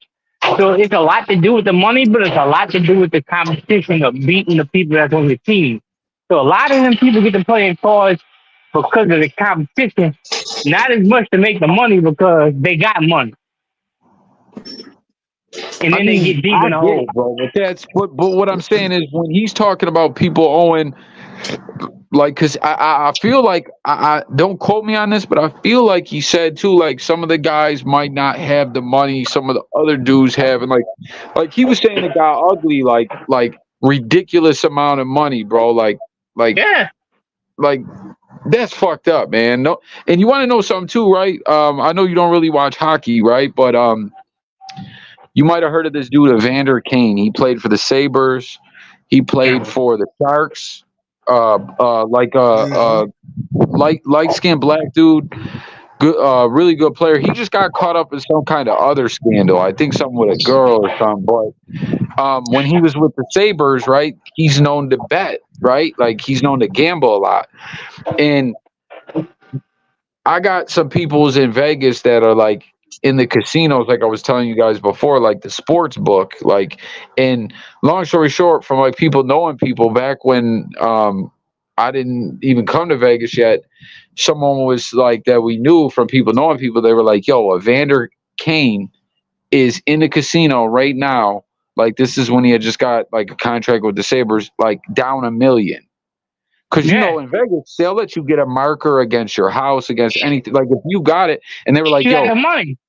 He's down. No, but, bro, like, in hockey, I mean, $1 million's a lot of money, period. But I'm saying in hockey, like they don't make the money that like some of the guys do. But like he lost crazy money. We're talking about over $1 million, like, and just got the contract. Like, Yeah. like I get it. stake People shit. want to gamble and all that, bro. But like, I'm just saying, even when it comes down to like, say we're all teammates. Okay, you want to gamble, whatever. But like, to really, people are losing money where it's gonna affect their families and shit. I don't want no parts of that, you know. No, I get that, but like that's another thing. Hockey's another competition. Like these people are used to playing competitive shit. So like a lot of people they want the competition. So like they start playing, say they start playing poker or they play blackjack at the casino and they go down 100 grand. Like they start chasing that money. Like even Dana White been talking about that shit. Like you don't want to lose, so you keep chasing the money. You like, man, eventually it's got to come back. But like, how far down are you willing to go to try to chase it back? It's like you can get down $1 million, but it might take 2 million. Eventually, it's gonna come back, but you got to have enough money to stay in it and get it back. Yeah, that's why I stay away from it.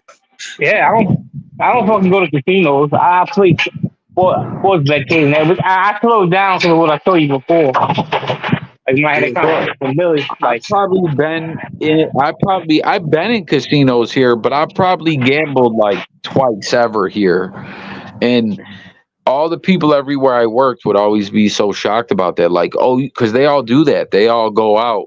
Like, you know what I'm saying? Like, I remember this one lady. She hit it big and won like 10,000, like a couple years ago, and she bought like because everyone at work. Like she was just like, man, what can I do that's nice for everyone that they'll enjoy it? She bought like 10 pounds of wings. yeah, So we could all just have mad wings or whatever. But like they're always all going out gambling and people would always be like, oh, coffee, like you don't go out. And I was like, dude, I did that. Like I had casinos in Buffalo. I done won and lost money. I done stayed in there overnight, coming out broke as fuck in the morning, feeling like I might as well have been doing drugs or something. Like, you know what I mean? You come yeah, out all Yeah. like I learned I'm not doing that shit, bro. yeah. And I if know. But I'll tell you this though. If I had bought me a lottery ticket and hit that mega shit for that 1 point something billion, I might go blow $1 million. Oh yeah, facts, bro. Yeah. Like I'm not saying I'll never. I just haven't. My life's been crazy too over the past couple years. A lot of family shit, a lot of wild shit. But like, say my life was all on track right now and everything was going great. Even if I decide to gamble, I'm like, okay, I'm gonna go in this casino.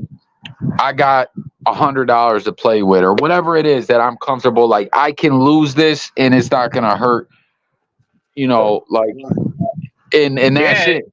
Cause I did all that bullshit before, Yeah, bro. and I'll tell you this shit right now. I had this conversation with Miller. I think it was on my birthday live. Like, I was doing that shit, like sports betting. Like, you know, I was sports betting shit. Like 20 here, 30 here, 20 here, 30 here. Like, nothing, not even thinking about nothing. So one day I looked at it and I was down over the whole, like, year. You did I was all the down. math? No, it's on the app. Like, if you go on the app, they'll tell you, like, where you at. If you up or get down. And when I went looking at the app, I was down 4 grand. Damn, son. Yeah. And I was like, holy shit. Damn, son. Where'd you find this? And I'm like, fuck this shit. Like, instead of betting, I would just take that money and throw it in a savings account. Man, the But bro, pennies add up. you don't feel me on that though. Like I get it, they're competitors, but it's like another part of competition is like the whole teammate thing and the camaraderie and all that. And it's like if we really were all together, like, okay, let's gamble. Personally, I'm gonna be like, me, I don't need to, but I get it. Some people get that thrill. It's fun to them, whatever. But like, okay, then like, let's put up 100, or let's say we're millionaires. All right, let's put up 1,000. But like, for teammates to be cracking each other in the head, we're talking about 50,000 and shit. Like that's just ludicrous to me. That's because the guy that ain't making all that kind of money was trying to crack the other guy. You gotta realize this shit too. They happen all the time with like sports like that shit where a motherfucker that's on like a minimum deal trying to shine and stay up with the dude that's on the max deal. Dude with the max deal driving a Lamborghini to the fucking arena. So the fucking guy that's on that minimum deal goes run out and try to get one too. And it's like, yeah, you're not on the same level, bro. It happens all the time in that shit. It's just, I just think that's fucking. I think it's fucking just crazy, man. Like that it gets so out of hand like that. When you look at fucking Ocho Cinco, I'm gonna say two people, Ocho Cinco and Gilbert Arenas, both of them. You can go look it up. Both of them said that they lived at the arena that they played ball at their rookie year because they spent their whole rookie contract before the season even started. Bro, when Ocho Cinco signed, remember he was with the Patriots for like a season. I don't even think he made it through the whole season. He did not do too well. He was living with a fan, bro. Yeah, he's frugal as fuck now. Like he even tell you like he didn't spend like his second contract. I don't think he even spent $1 of it now. Like he's frugal as fuck now. But the first year they was in the league, he was fucking their whole first little like $1 million or whatever they made for the first year. That shit was gone before they ever played a game. Yep. Well, bro, you brought up Ocho Cinco, and I got to transition into this and ask y'all about this. One, have y'all seen him on the podcast he does with Shannon? Yeah, yo, what is like? Is it me or does like?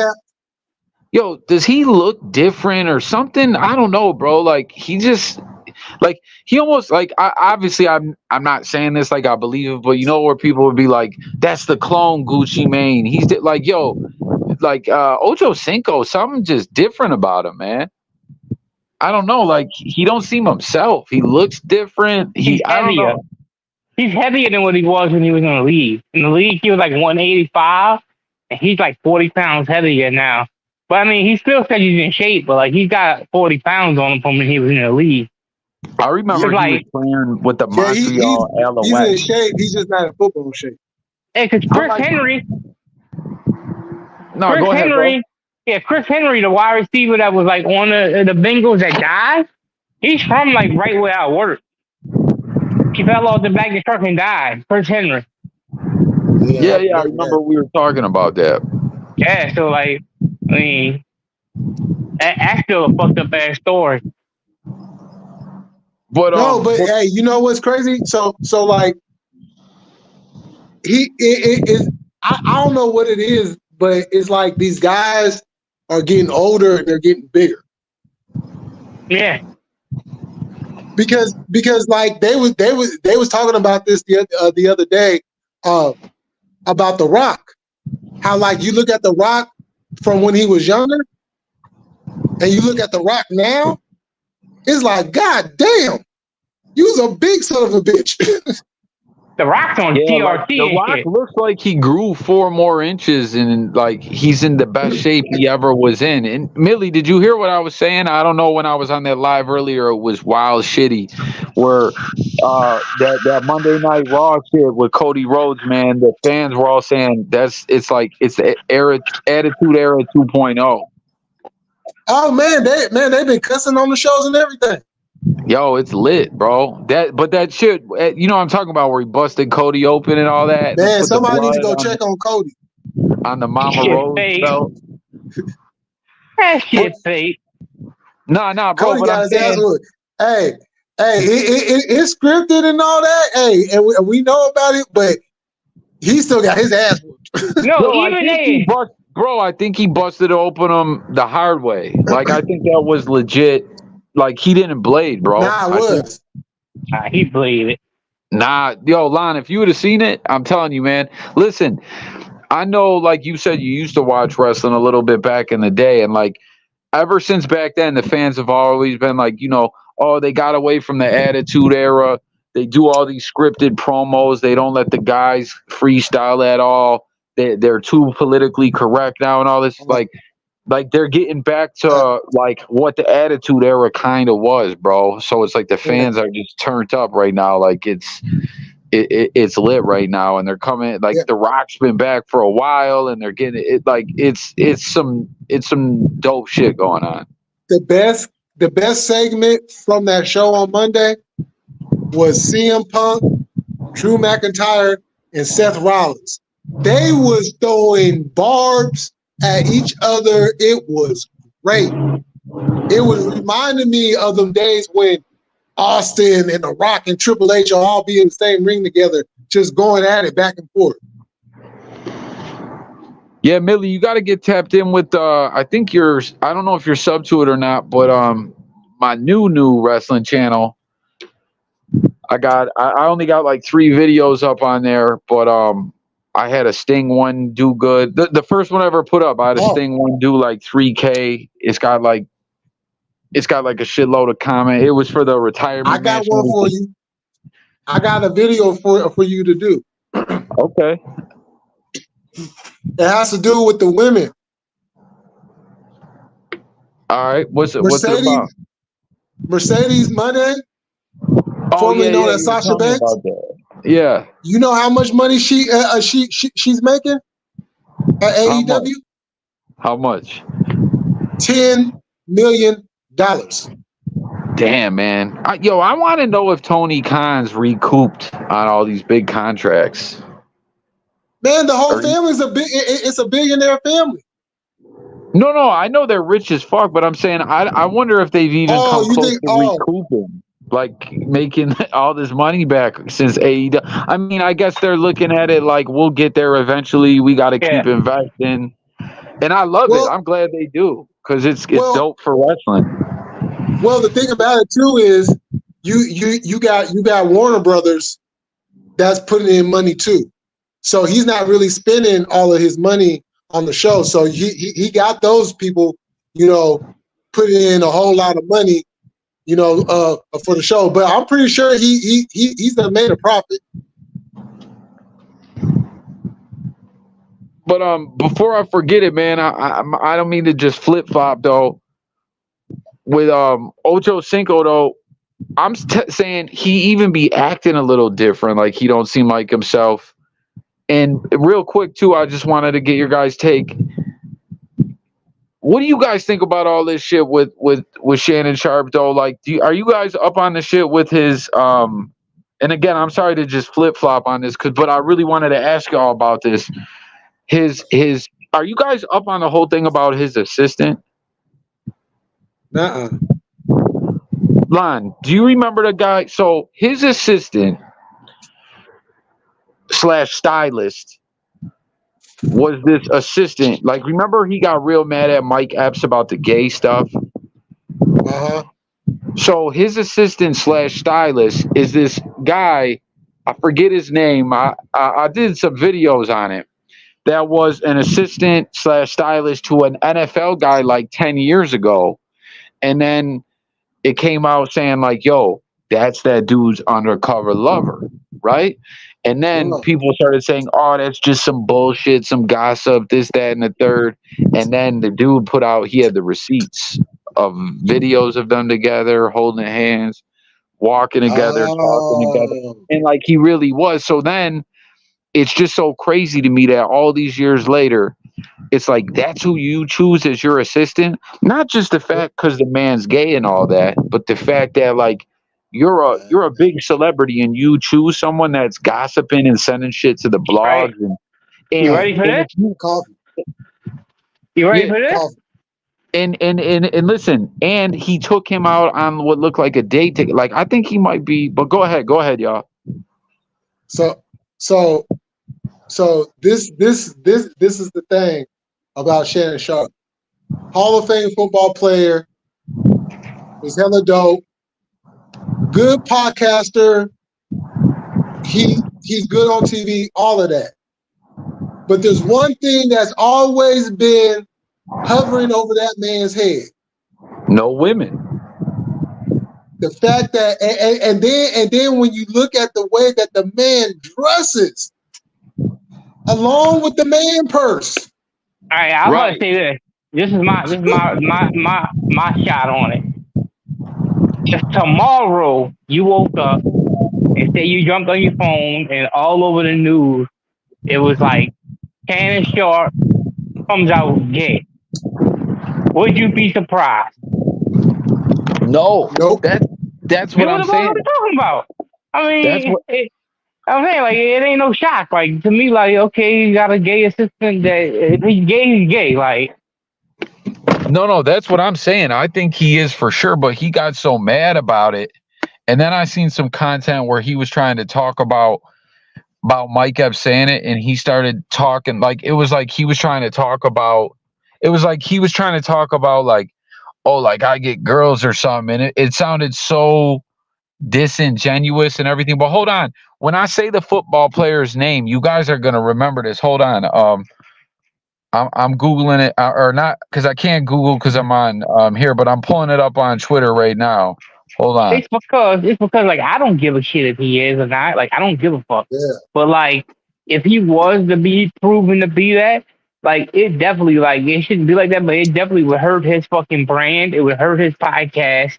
His numbers would sink because motherfuckers don't want their kids like watching a motherfucker like that. And I mean it is what it is. But like it's definitely if they prove that he was, it definitely would cost him a lot of money.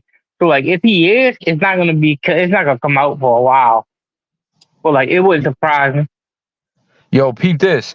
When I threw it in on the Twitter machine trying to pull it up because I seen tweets about it, because that's where I really went down the rabbit hole first and connected all the dots. When I type in Shannon Sharp boyfriend, the first thing that comes up in the Twitter algorithm, right, is a tweet from Westside Gun. Because I don't know if you remember, Westside Gun flipped on Shannon Sharp because he was talking about like we don't know who you are and we don't know Buffalo and all this. And Westside Gun, he posted a picture of this mural of him that because that's the thing with Griselda, all over there's murals like the fans because Griselda with the wrestling stuff, the art, the merch, like they're heavy into the art. They've had art galleries and shit, but like all over, even in Europe, Ireland, everywhere, the fans make dope ass murals. And this is him responding to Shannon Sharp. He says, and there's a picture of a mural in Phoenix, and Benny the Butcher standing in front of it, and the mural is Westside Gun with the ski mask on. And this is what he says to Shannon Sharp. He says, they have a whole mural painted of me in Phoenix on Indian School before I ever even been into Phoenix. Know who the fuck you talking to, dude. Only weirdos don't know who I am. Now take your boyfriend and go take a pic in front of it too, bitch. Oh, but yeah, here it is. Shannon Sharp court side next to his boyfriend. And that's the thing. When he goes to all these games, that's the guy that he has with him. And like I said, this is a guy, it's not just the fact that dude's gay but it's like he outed a football player before. And like even when it happened, I'm trying to find the football players' names. You guys will know who he played for. I think was it what's dude's name? It wasn't Michael Sam, was it? No. It wasn't Michael Sam. It was like right around the same time as Michael Sam. He was a good player. And when he got all right, so dude was like all right, so like other players later after it all got blown up and got all put out there was other players that came out and were saying like in the wives too were saying like, yeah, when we used to be at practice and different functions, that guy would always be there. And dude would say, yeah, that's his stylist / assistant. But like people could just tell the dude was fruity. But let's be real. Most men stylists are straight up gay. So if you're gonna be gay and you're gonna try to cover it up, that's what you're gonna do. You're gonna claim as your stylist. But Lon, facts. That's what I'm saying. That's what they were all saying like that. Like, yeah, he was the stylist / assistant. He was fruity as hell. But like basically what you just said, like that's not uncommon for men in that field. But they were saying the way they interacted together and the way it was, it just, we all knew what it was before we knew what it was.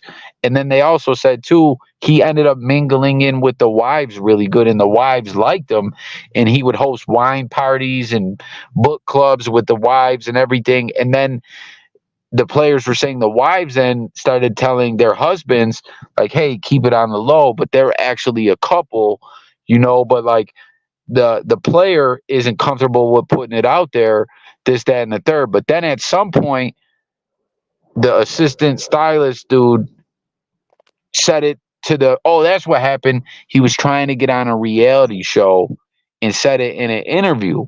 Then when he didn't get on the reality show, people started saying to him, oh, you piece of shit. You fucked up this straight man with your bullshit because you were trying to get fame and all this. And the dude was like, nah, like, it's not cap. We were a couple. And then he said, okay. People kept daring him, and he said, okay, boom, and he put out all the receipts, bro. Holding hands, kissing, laying in bed together. They were a flat out couple, bro. I'm trying to find. Oh, here it is. Yeah, well, Okay. he's never gotten married. Shannon Sharp has never got married, but he got 3 kids.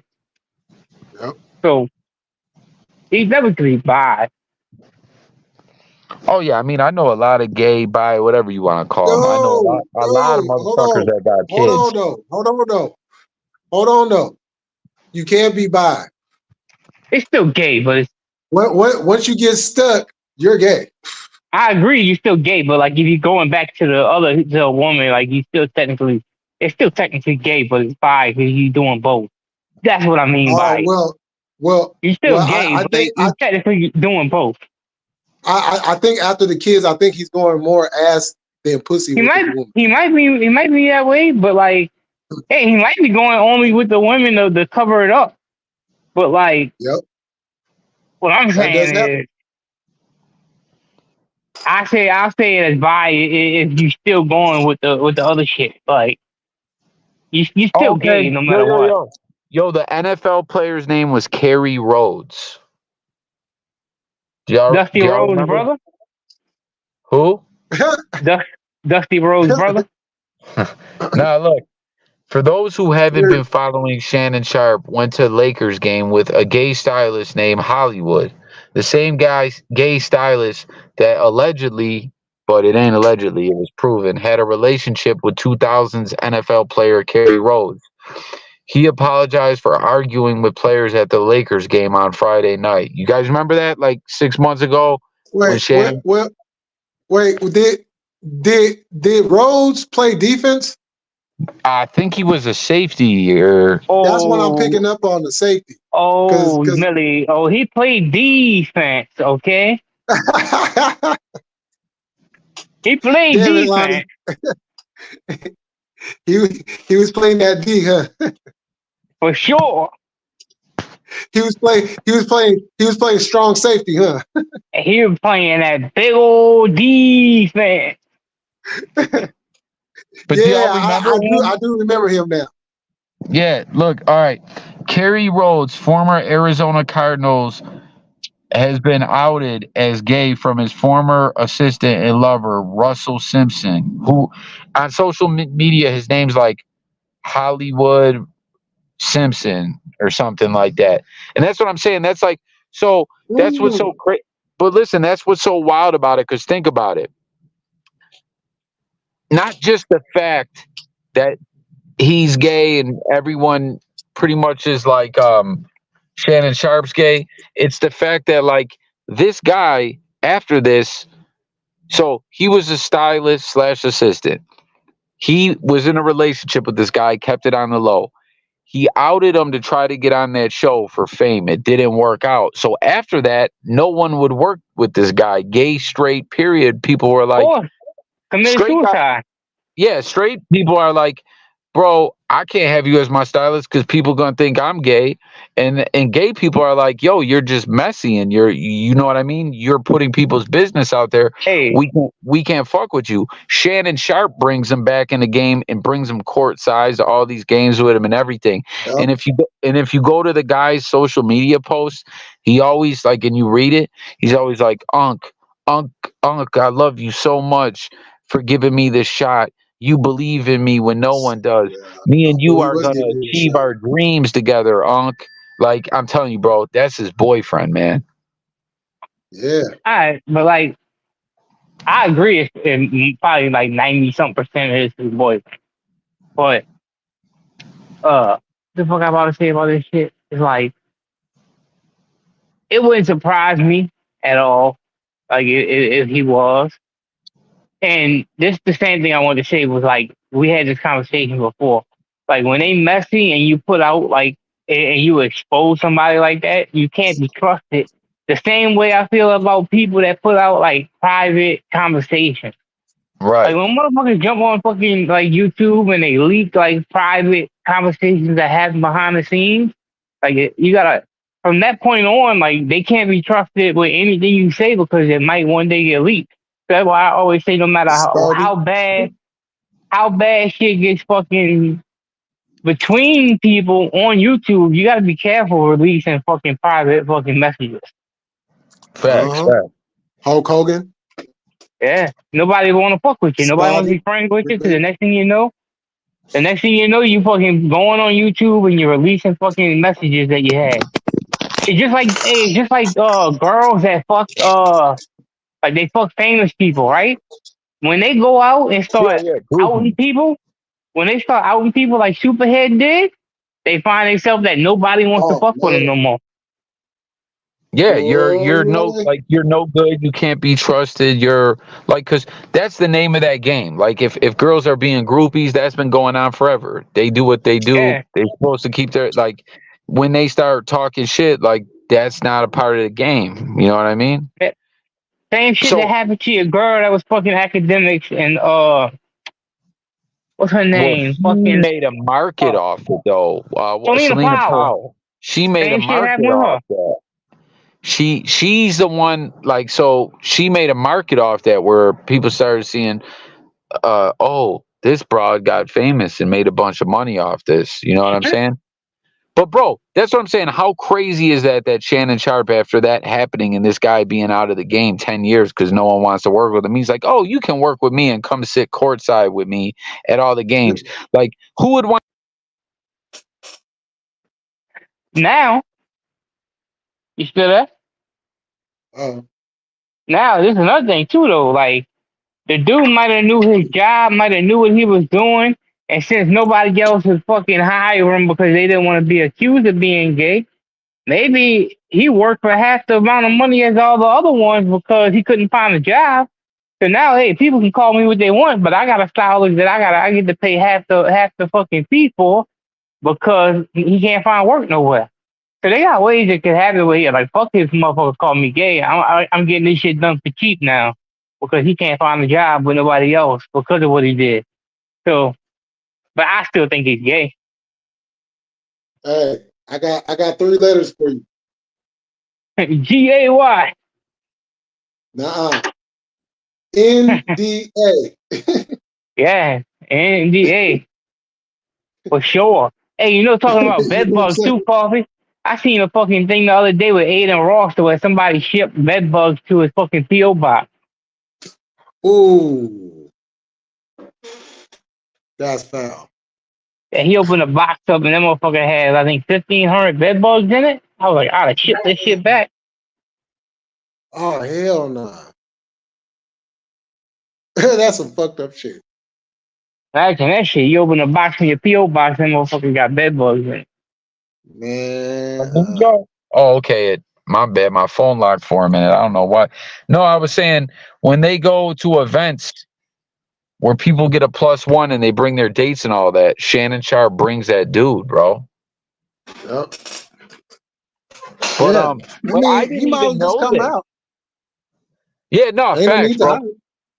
But I didn't even know none of this. Like somehow I missed this over the years that there was this narrative about him, and I seen how mad he got when Mike Epps was joking, calling it Cub gay and all that. And then that's how I ended up going down this rabbit hole and everything. And it's like somehow before this, I never peeped like the way, like, you know what I'm saying? Like he just has that way about him, more or less. I never peeped it before somehow. I I don't mean, know he's why. trying. Yeah. Yeah, because like because like back when he was playing and his brother was playing, that's why a lot of people was always picking more on Shannon than they was with Sterling. Yeah. Because Sterling, you know what I'm saying, he had that, you know what I'm saying, manly type thing going on, to where Shannon, you hear him speak, I mean, the man sound kind of feminine. He does. Like, how did I never peep this though? That's what I'm saying, Millie. I never peeped it until this. Like, and I was like, and I always been watching him and Skip. Well, now that's over, but like, I've been watching him in the media, everything, and it's not like now when I come across all this, I'm like, bro, how did I miss this? That like Shannon Sharpe is. He's been hiding it for years, but he from Atlanta Falcon territory, so any of them could be that way. Yep. Yo, mark my words, he probably will come out at some, because he's and this is the thing too. Ever since the Cat Williams thing, and I'm happy for him because I do like his content. Like, I'm not knocking him because that's how, but like the podcast is blowing up. You heard him, bro. I don't know if you heard him. He said, "I'm on Joe Rogan's heels. I want to surpass Joe Rogan, and my numbers on YouTube are getting to Joe Rogan levels and everything." And I'm like, yo, that's what's up. Like, I like his podcast and all that, bro. But it's like with all that and people getting at him with the gay jokes and him getting emotional about it and everything, like, he's gonna address it at some point. And yeah, I promise you, he might be getting close to Rogan numbers, but Rogan just came back to YouTube like recently. Watch them numbers. yeah, why did that happen, bro? That like, so I always listen to my podcast on Google Podcasts, for all my audio podcasting needs, right? Which I'm pissed they're getting rid of that in April. But when Rogan signed the Spotify deal, he was gone off Google Podcasts, so I didn't listen to it. But now his podcasts have been back on there for the past month or two. He has signed an exclusive deal with Spotify, and like they had the whole category and everything. But when it came time to re-up his deal again, he didn't want to do it with exclusive with Spotify this time. He was giving them a right to the content and all of that shit. But if it was gonna only be on Spotify, he was gonna end up walking. So they ended up letting him fucking post shit back on YouTube and shit to keep him. So he still got broke bread with, but he's able to post on YouTube again. Well, but bro, even when he was doing the Spotify deal, there was still clips coming out on YouTube, just not the full episode. Yeah. That was part of the first runs deal. all those channels? Who do you know? Is that just fans that do that? No, that's Joe Rogan shit. But Joe Rogan and Joe Rogan Clips is his shit. No, but there's also Powerful, JRE, Joe Rogan University. Like, there's a bunch of them.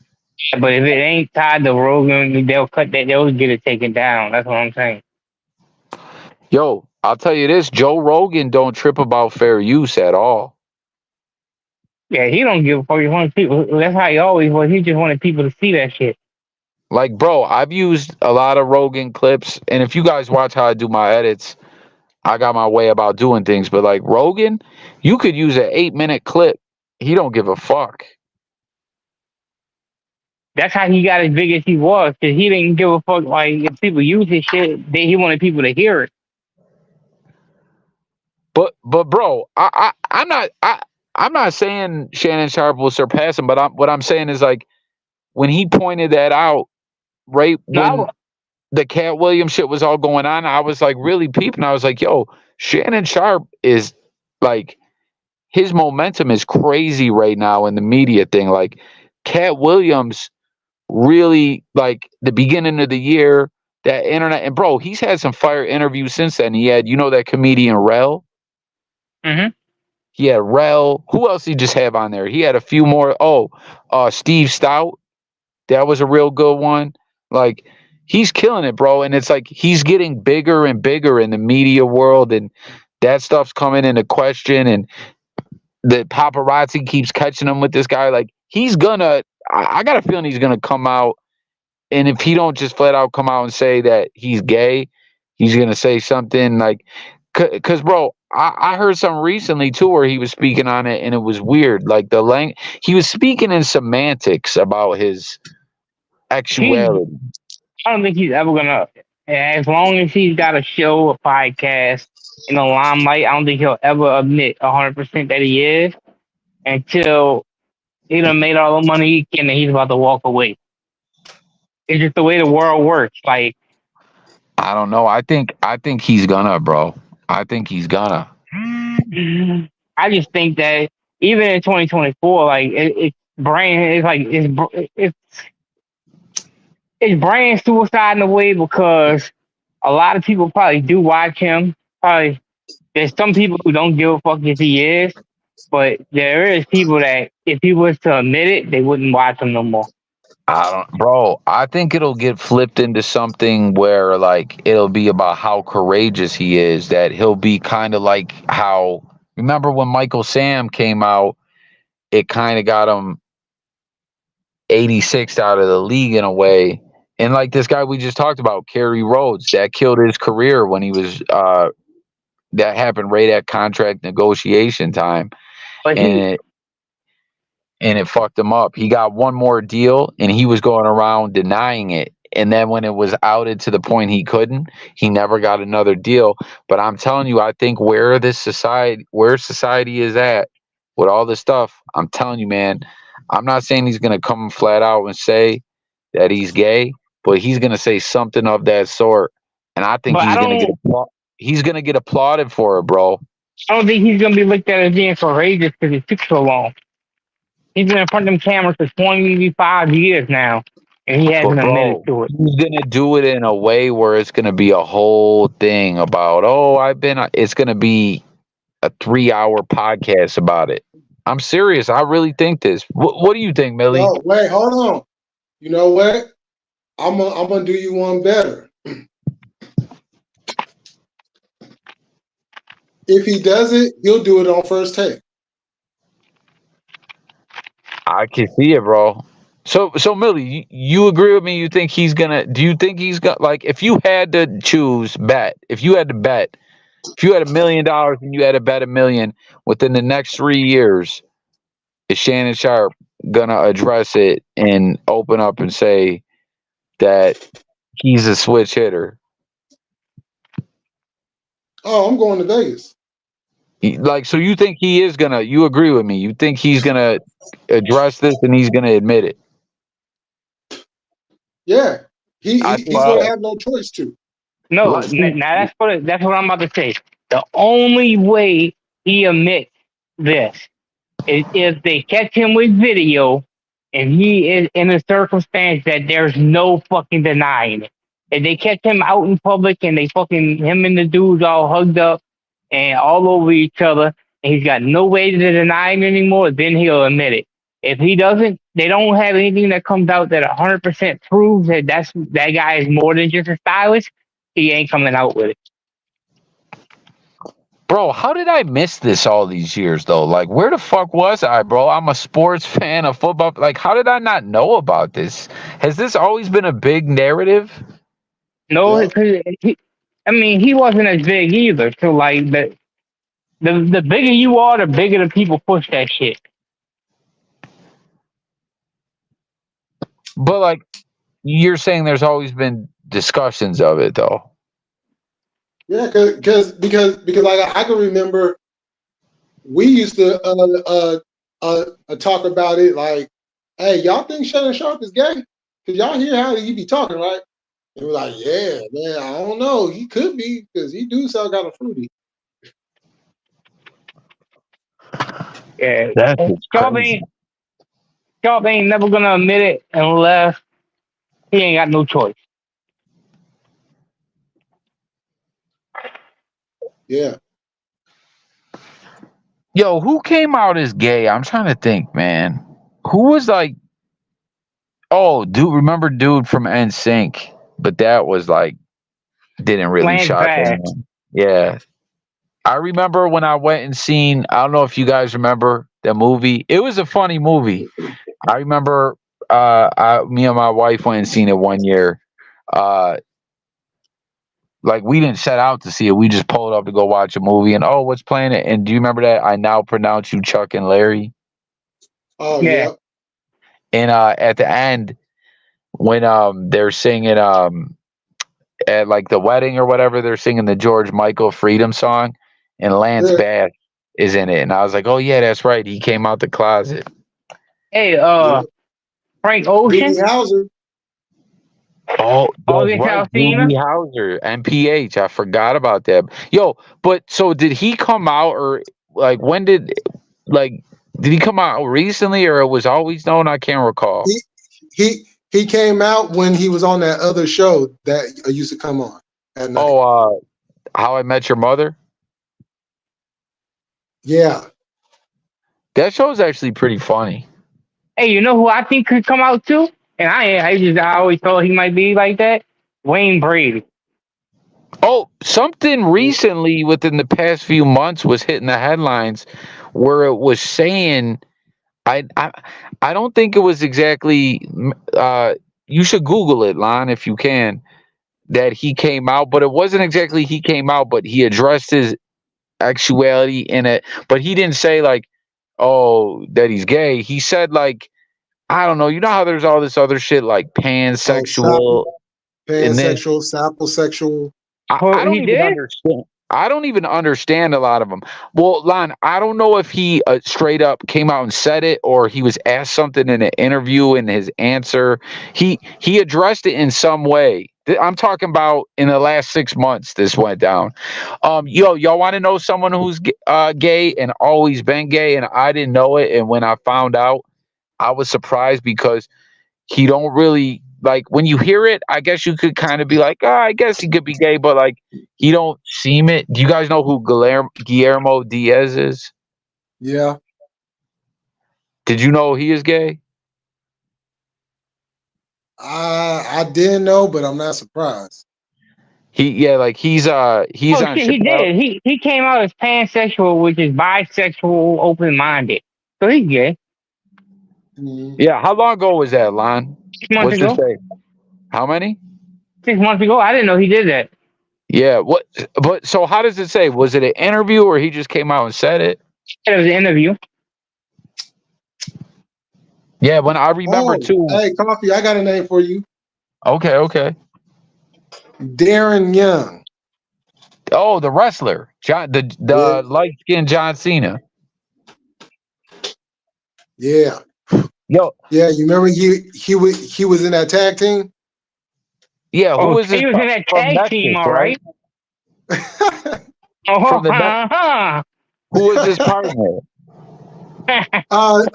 Titus. Well, Yeah. Millie he keep pitching them, I keep hitting them out the park. Remember that though?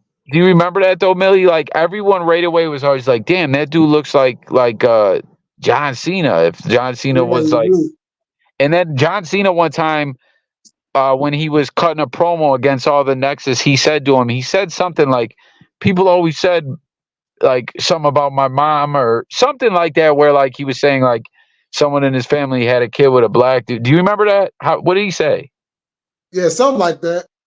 Yeah, like something like, and then I remember there was a TMZ interview where they caught up with him in the airport and were saying something to him about it, and he was like, "Oh, like more power to him. I'm happy for Darren.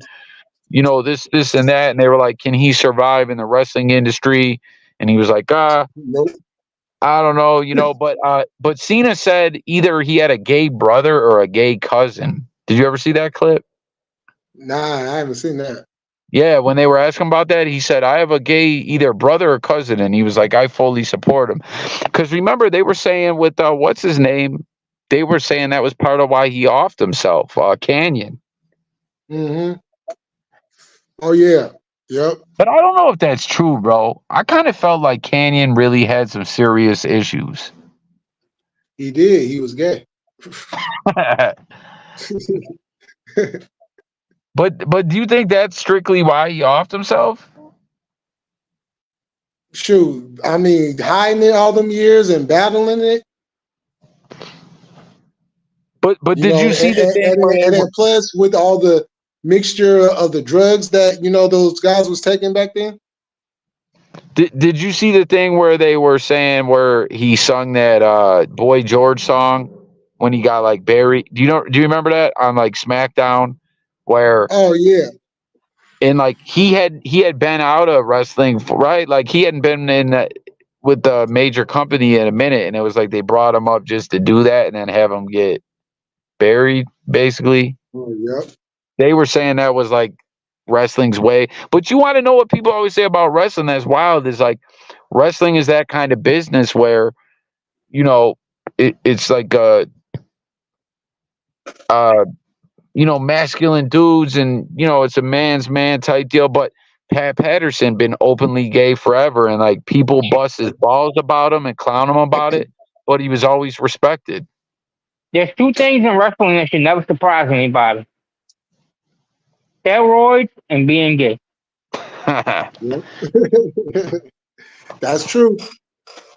You That is literally got true. men that's like fucking rubbing baby all on each other and doing moves to each other. That shit don't surprise you when they come out. But Millie, why do you think Pat Patterson was out like he was always respected and seemingly I mean, I don't know his life story. I'm sure he ran into drama, but it seemed like I don't know, he dealt with it all right. That's a good question. Cuz You they think said Especially like Gold? back then. You think Goldust was gay? no, that he was I don't think so, right? I don't think so, right, Millie? When he played Goldust, he was a little bit fruity. The No, but I Goldust mean character was gay, but Dustin, the person, is not gay. but Maybe he was going on the back end. but his dad I remember was do you ever see that where Cody was talking about like when he was a kid and watching it at home and like how the dad was pissed kind of. Oh yeah, yeah. Because I mean, you know, he was out there. He was rubbing up on other wrestlers. I remember when he would kiss other wrestlers. He would put them up there on the top rope and kiss them on the lips. I said, Yeah, "Oh now, no." Yeah, now bro, the my straight favorite man. wrestler was Razor Ramon, and remember that's like how he lost the IC strap. He was just like afraid of him. Yeah, because he was rubbing all on him and everything. Like, whoa, hold on. Yeah, and then you know my favorite wrestler of all time, Ahmed Johnson. That's how their grudge went too. He gave him the mouth to mouth, and then Yep. yo. And did you ever hear what Ahmed said about that? Nuh-uh. So when they rehearsed it and we're going over the spot, he was gonna put his hand like in between, because like you know how like when they show people giving mouth to mouth, like they're pushing on the person's chest, they're trying to clear their airway, like so he was gonna like slip his hand kind of in between, but when they did it for like on live air, he didn't, and he said that Goldust fucking I think he said stuck his tongue in his mouth or just like kissed him to fuck with him so that when he reacted and woke up to be furious. Like, and remember that was a clip that was on the Raw theme song for a long time when he ran through the door. Remember the guy that was in front of the door? Do you remember that? Yeah. And he fucking just ran through him and shouldered him through the door. He said I Goldust remember told him that he did that to piss him the fuck off, so it would get so over and come off as realistic. But think about it. That shit that fucking Vader used to do where he rub his ass on somebody on the turnbuckles, and then you got X Pac that'll do that shit. That shit was all gay. No, that wasn't Vader. That was Rikishi. What? Oh yeah. The stink face you're Rikishi. talking about. Yeah. Yo, listen, I used to wonder like how with that whole spot, that move, like not even just on some gay stuff, on some sanitary stuff. Like, yo, what the fuck? What are you doing? No, Yeah. no. You remember Vince McMahon used to have grown men kissing his ass, literally. Yeah, the Kiss My Ass Club. Mm-hmm. Yeah. And then Triple H joined the Fuck His Daughter Club. Yo, and do you remember how that went storyline line? You were watching wrestling back then, right? I think so. Say it again. I think so. I'm over here eating Chinese noodles. So the way that went storyline, right, was so at that time there was the corporation, and then there was that was a stable, and there was a corporate ministry and all this stuff. But then there was this guy Test who broke away from the corporation, and they started this little stable called the Union that didn't last long and was going up against the corporation. And he was like romancing like Stephanie, and they were in love, and he was going to propose to her and all that. But then Triple H drugged her and took her to a drive-through wedding and married her against her will. Yeah. But then it turned out she was really with it. But How would that go today? oh, bro, that's what I'm saying. A lot of that stuff from the Attitude Era. Not to mention too with the whole corporate ministry things. Like in the storyline in the beginning, those two stables weren't merged, and Stephanie McMahon got kidnapped by the Undertaker and the Ministry of Darkness. But then later it was revealed that when the Ministry of Darkness and the corporation were merged in one stable, like a super stable, it got revealed Vince McMahon was calling the shots all along. So he called the shot to have his own daughter kidnapped. Yeah, that shit was crazy. Like, now look at what he's being accused of. Wow. Yep. Well, that's what people have been saying, that like the Vince McMahon, the heel persona character that came out after all the shit with Stone Cold Steve Austin, and then we seen for years on the evil Mr. McMahon. A lot of the guys been saying it's not exactly him, but it's not exactly not him. That they were saying when his emotions get in things and his ego, like, yo, I'm the shit, I'm the man, like there's no length he'll go to, and he gets off on that power trip. Mm-hmm. Yeah, because he controlled everything. He controlled who the superstars were. He controlled who won the matches. He was in control of everything. And that's what he told Dana White about the UFC. He said that the UFC would never, he tried saying the UFC would never be as big as wrestling, because in the UFC you can't control who wins and who the superstars are. Well, you know what's so wild now that they're merged, but before, when UFC first came out and then looking like it was going to go under because it was getting banned in places and all that, like it got fucked up when it was coming to the Niagara Falls Convention Center back then. Like it didn't look like it was going to last. WWE was kind of like collabing with them a little bit and working into, because back then they were nobodies and they just didn't think it was really worthwhile. Well, that's what Vince McMahon said. Vince McMahon said that it won't go that far because you can't control who becomes your superstar and who wins the match. Like, you think about it, over there you can control who the fuck is your superstar because you make them, and then once they become superstars, you can control if they keep winning or not. Like in the UFC, like your star could lose, and then they lose a little bit of the fucking star power they had.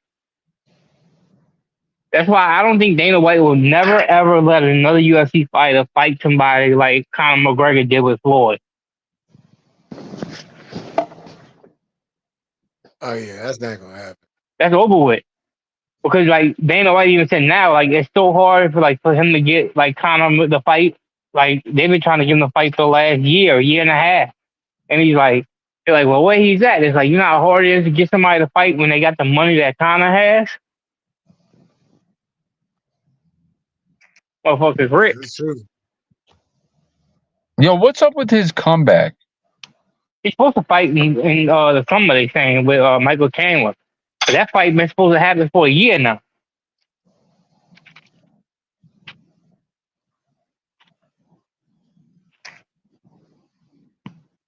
That's just crazy, bro. Ooh, man, this last... Hey, y'all, I'm about to jump off of here. I'm about to lay it down. All right. Yeah. Get that rest, man. All right, y'all. We ain't gonna do much longer. Yeah. All right, we got to keep these up, though, y'all. But get that rest, Medley. Much love, bro. Now we always have this conversation. But yeah, bro, Guillermo Diaz, I did not know dude was gay. But like, hey, if it gets too hot, I guarantee you're gonna start seeing him. You're gonna have a chick with him at a couple little events, and it's probably gonna be like somebody threw his chin off. But that dude ain't admitting to it until he got to.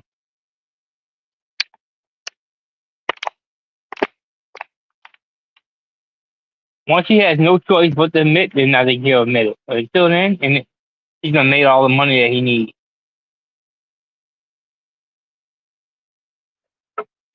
I mean, they got a lot of people like that done came out.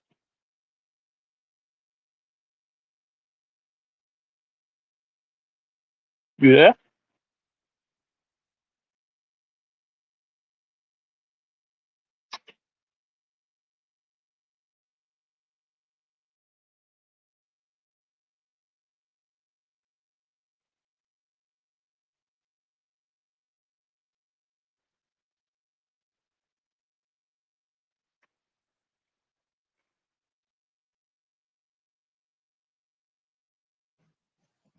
Lime.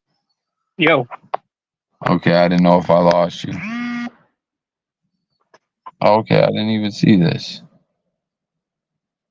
I just threw something in the back chat. I don't want to put it on here. I just want to ask you. Yeah.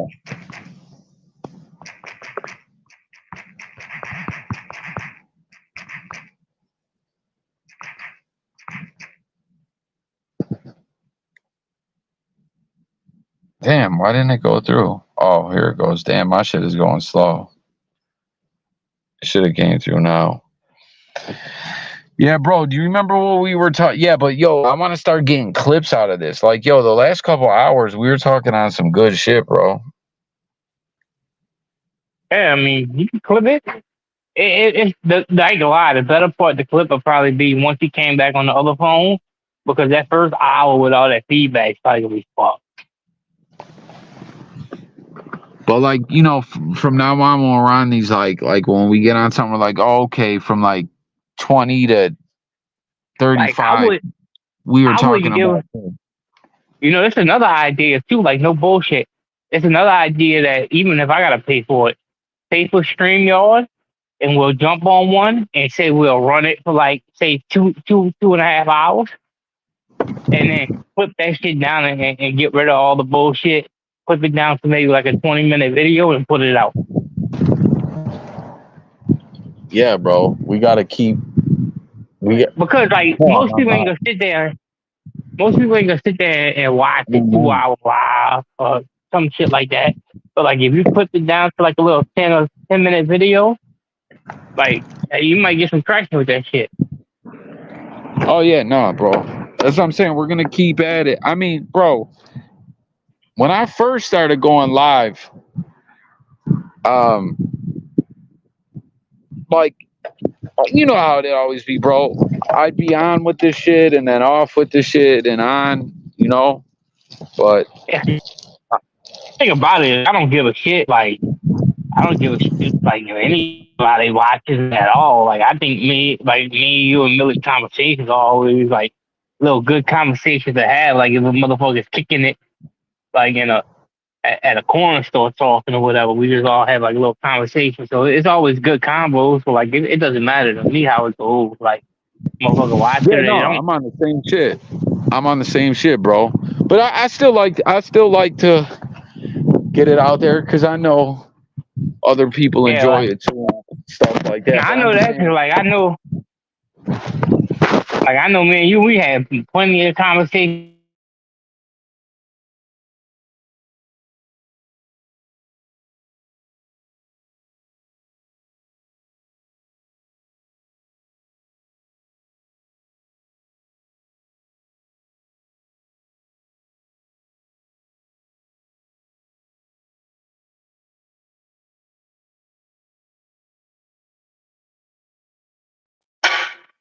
You left the show and then muted the mic. What's going on? It's my show now, motherfucker. Okay, no, bro. I don't know what I did. I accidentally hit something. I was sitting Okay. there. No, I only seen one icon, and I thought I accidentally booted you. I'm like, what did I do? I somehow. Yeah, I looked and I was like, damn, it's my show now, motherfuckers. Well, no, bro. StreamYard's crazy. Like, remember, was it Yoda? Shout out Yoda. The one time I accidentally fucking blocked him. Like, StreamYard, you can really accidentally hit some buttons and like, oh, you just fucking deleted the whole stream. Like, you know what I mean? Yeah, I mean, it could happen. Like I done accidentally blocked some people. Like when I got like channels I got renters and shit on, I done accidentally blocked people by accident. I had to run back over there and fucking take it off. But you seen that shit? They saying that well right now they saying that Lance might have cancer.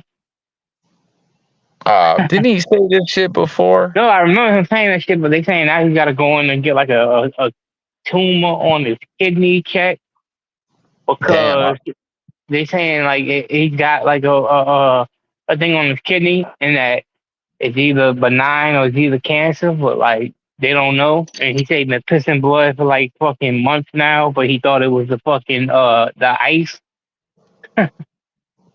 Has he been making content still? He made a little bit like recently. Oh, damn. I'm I like, never damn. realized I could change colors on here. And I'm like, damn. I'm like, you know, the thing is, like, no matter what motherfuckers do on here or who they fucking, even like who they once was cool with, like, nobody wants to see nobody die. No, me neither. But I don't like. It's fucked up that you got to be hesitant to believe it because of the shit that I he agree. done. Oh, I'm hesitant with a lot of people. Like, man, a lot of people, like, most people don't have my phone number. Most people don't. I don't talk to many people off of here. Yeah, no, shit, me neither, bro. There's a lot of places I might pop in the chat and like talk to people nowadays. Like I might pop in their chat. I might do the shit like I'm new here. I'm new to YouTube bullshit. I might even fuck around for a little while in their chat. But like, it ain't the same as like when I get to talking to y'all like on off of here or shit like that. Like I just be fucking going around. I try not to get involved in none of the bullshit ass drama. Me too. I'm with you, bro. You know how I am, man. Like I'm just that shit is just corny to me. A lot of it, not all of it, but a lot of it. Like you know, but you said he has been making content or not really?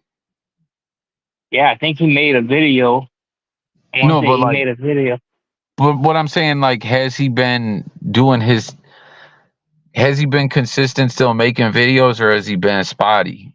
He's been spotty. And then I seen some shit that they said that I want to say they took his son.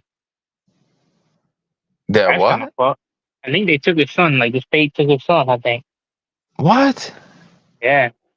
Damn, man, that's fucked up. Like, I mean, obviously, he's got his issues and all that, but I don't know, bro. That's a whole deep conversation. But Yeah. I don't know. It's not like I Oh, know I the don't know. dude or have ever had a talk with him or whatever. You know, I just exist in this blogosphere with him or whatever. But like, you know, based on a lot of my background and life and shit, like I feel for the man, and obviously we all know he cares about his son. Like, you know, that's fucked up, man.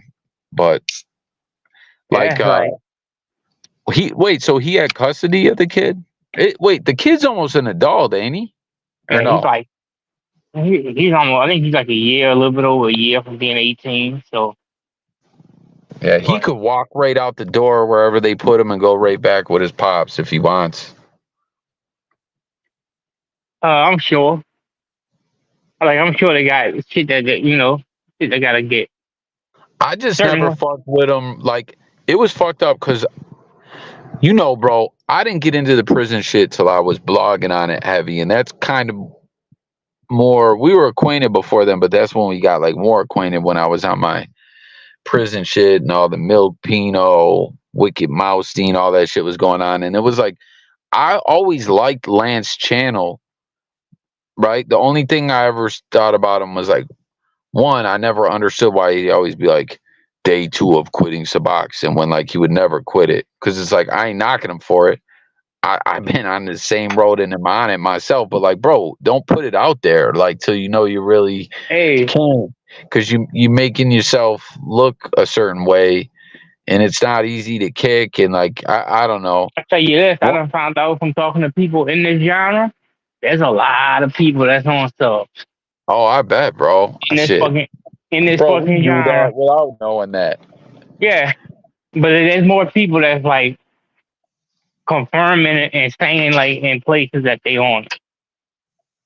Word. Damn, you have to Yeah. hit me behind the scenes and school me up on a lot of it, bro. But two, the whole thing, how he came out and flat out was saying, I know for a fact the wicked Moustein isn't wicked and all this and that. And then later, when he made his comeback, said, yeah, so obviously he never hollered at me and he's no good. Yeah, fuck now. Gotta get my whole hour, bro.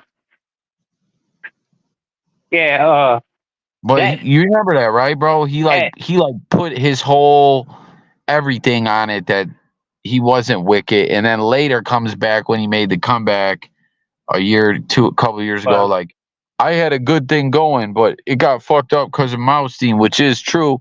But like then he's trying to act like he is wicked and he don't fuck with him. Well, then why were you saying you were talking all that? He didn't do it, all that shit. Not like he that. That always had me looking at him like you use yeah, a foul. And I like this he shit. believed because he was friends with him and shit. He believed the bullshit that was getting spewed his way. And But no, bro. I think he What knew him line? at the time. I think he knew What him at the line? time. He said, I know for a fact that's Yeah, but bullshit.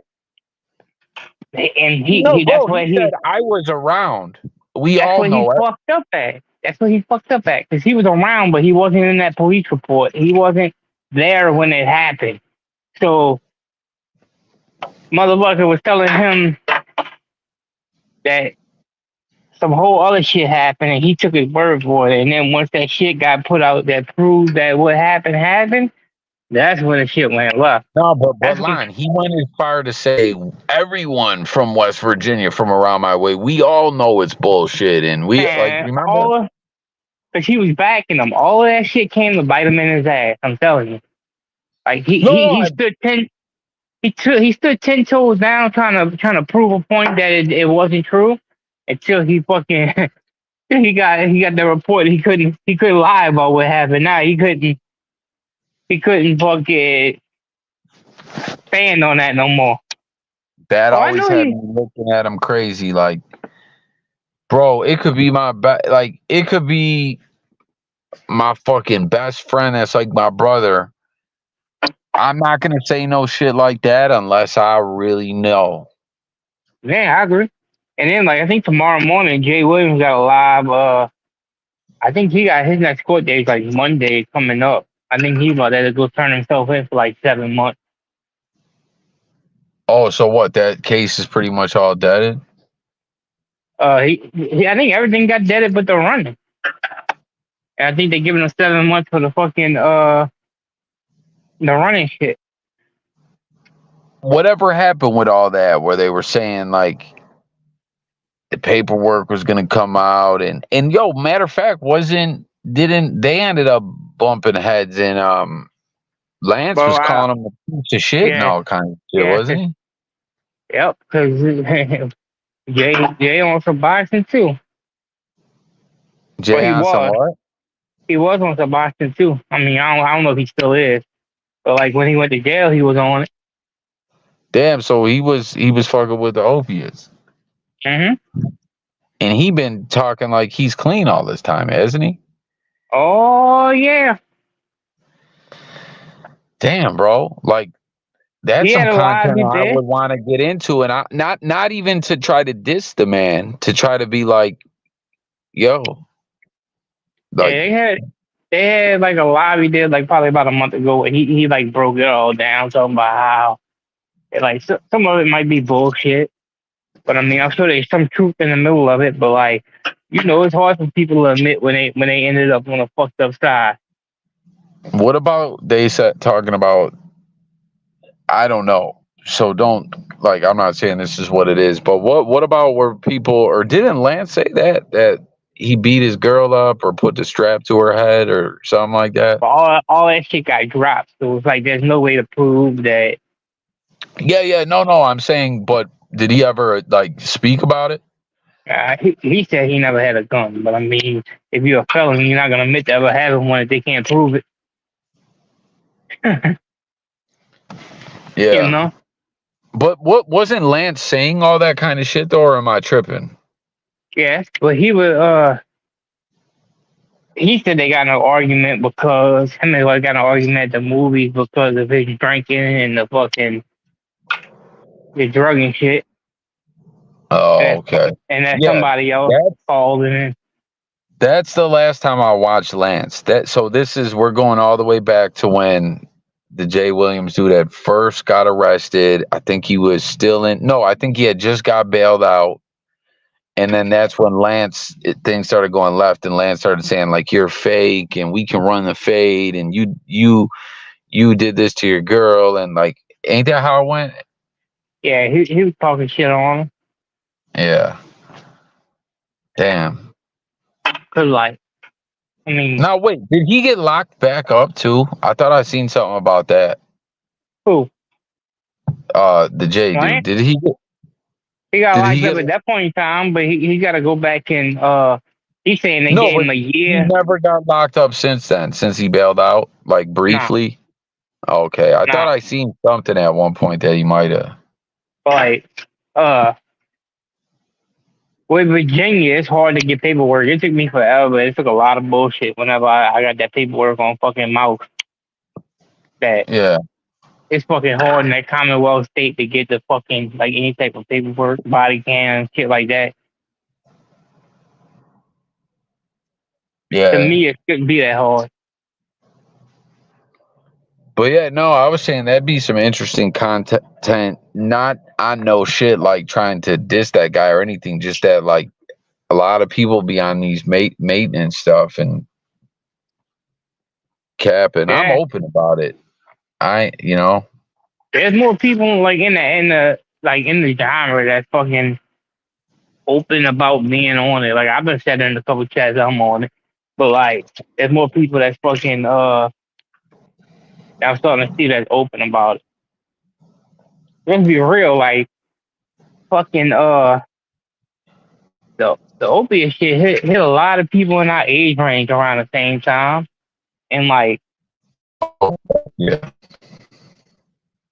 like most people that was on that type of shit for like years at a time and did shit like that, like you're not just walking away without like no type of fucking medical assistant fucking treatment shit. They got people that do it, but like it's rare. Like I've been seeing a couple more people like on that got videos and got like whole fucking like channels and shit about fucking doing a shot and walking it off without nothing. But like a lot of people, I'm sure for the amount of people that admit they do it, there's probably just as many, if not more, that don't admit it. It's a long time ago. I came across this video where there was this dude, and like we're talking way, way back before I even ever did YouTube or anything. But there was this dude that was just like documenting him quitting Suboxone and everything, just getting totally clean. And he went in his what's it called, like his car or something, and he was like he showed the camera, he was like, look what I found.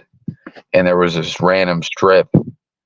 And bro, he cut it open and took the strip out and flushed it down the toilet and the package and everything. And he was like, bro, he was crying. He was like, because he had been off it long enough. Like he was still, because bro, you withdraw off that shit for months in reality. Like even when you're still all right to like walk around and everything, mentally, just everything. You know, it's like it's Bro, the not easy. half life on that shit is fucking crazy. But like, Bro, he was crying, Lon. He was like, I did not want to do this. And like you could see it was fucked up. I'm gonna see if I can find it and send it to you. that's the thing that like that shot that they put that motherfucker.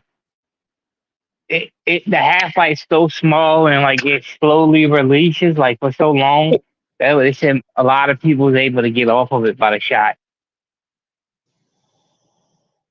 I've seen quite a few people like talk about how like they did one shot and they would be like 50 days past they fucking like their next shot appointment date and like they still hadn't had any withdrawals yet, but they still was failing for like fucking having it in their system. So like it's still slowly weaning out their system.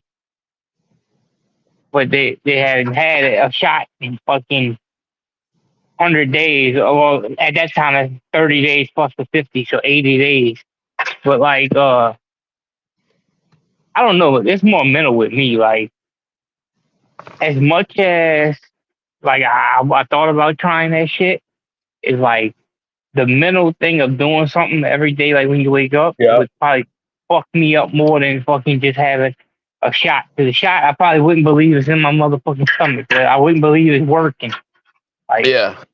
No, bro, I'm with you. I'm like when I wake up, taking it, drinking a coffee or something, like the ritual or the feeling, like I don't know. It's just I'm totally with you on that, bro. And then what's crazy too with a lot of people, right? Like for me, for instance, right? So when people get on it, the condition you're in and how you're living and everything, and then after time, you're taking it and you're not like it's just regular. You just feel regular and everything, and then like next thing you know, you're like, oh, I've been on this shit 4 years or whatever, and then you know what I mean. Mhm. Even though you don't really feel nothing or anything, you just feel normal.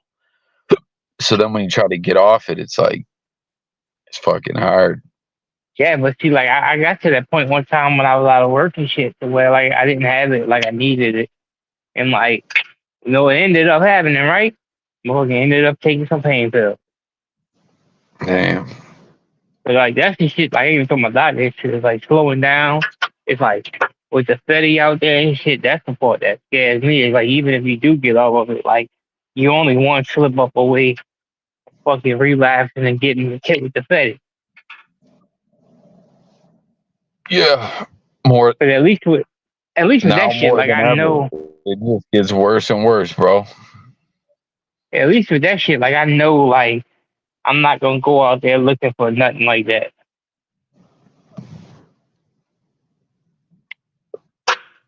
I mean, but at Like this it's bad. point, after all this time, I bet you wouldn't go that route. I mean, I don't know. Like if I didn't have anything at all, I don't know. I like to hope I wouldn't, but like, when you've been taking like that shit for as many years I've been taking that shit, you know, it blocks those receptors. So like you don't have that craving of going and run out and find that shit. But like if I didn't have it, you know, I Yeah. don't know what would Yeah. happen. Yeah, I feel you, bro. Like I know for sure. Like I wish my fucking my father-in-law would have got on it because he'd probably still be here, but like he didn't want to get on it because there ain't really that high effect with it. That's the thing that a lot of people that was on like opiates and shit had to fucking come to terms with. Like that high effect ain't there when you take that shit every day. The what's not? The high effect. Like you might it doesn't get you like really like loaded like that. It's still taking something, but it doesn't like fucking give you the feeling that you gotta be took fucking pain pills, fucking real opiate shit without the fucking naloxone and shit like that.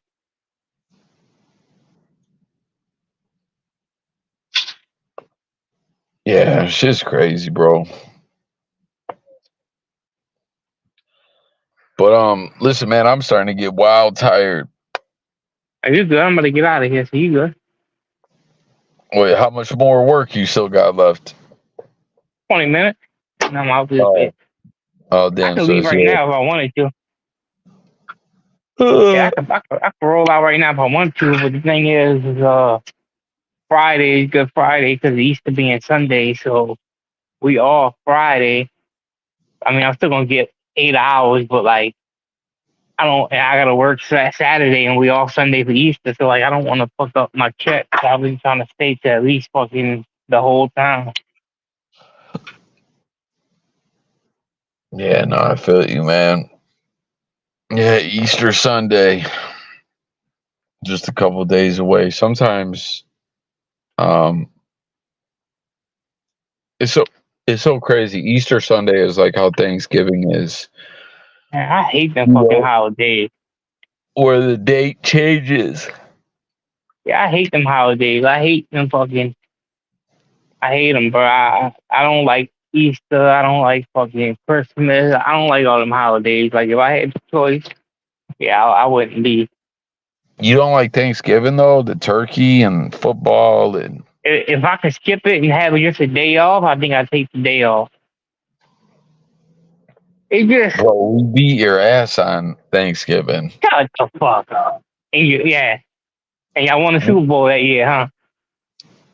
Nah, but we still dismantled you guys though. Like, And y'all won a bro, Super Bowl like, 3 years ago, huh?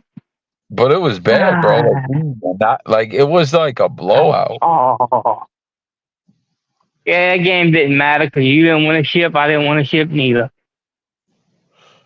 Nah, but we're right there, bro. Yo, do you Hey, know Nick, this guy? Do you know this guy though? Samuel, this receiver, I think Curtis Samuel that we signed. it sounds familiar. Where you come from? Denver?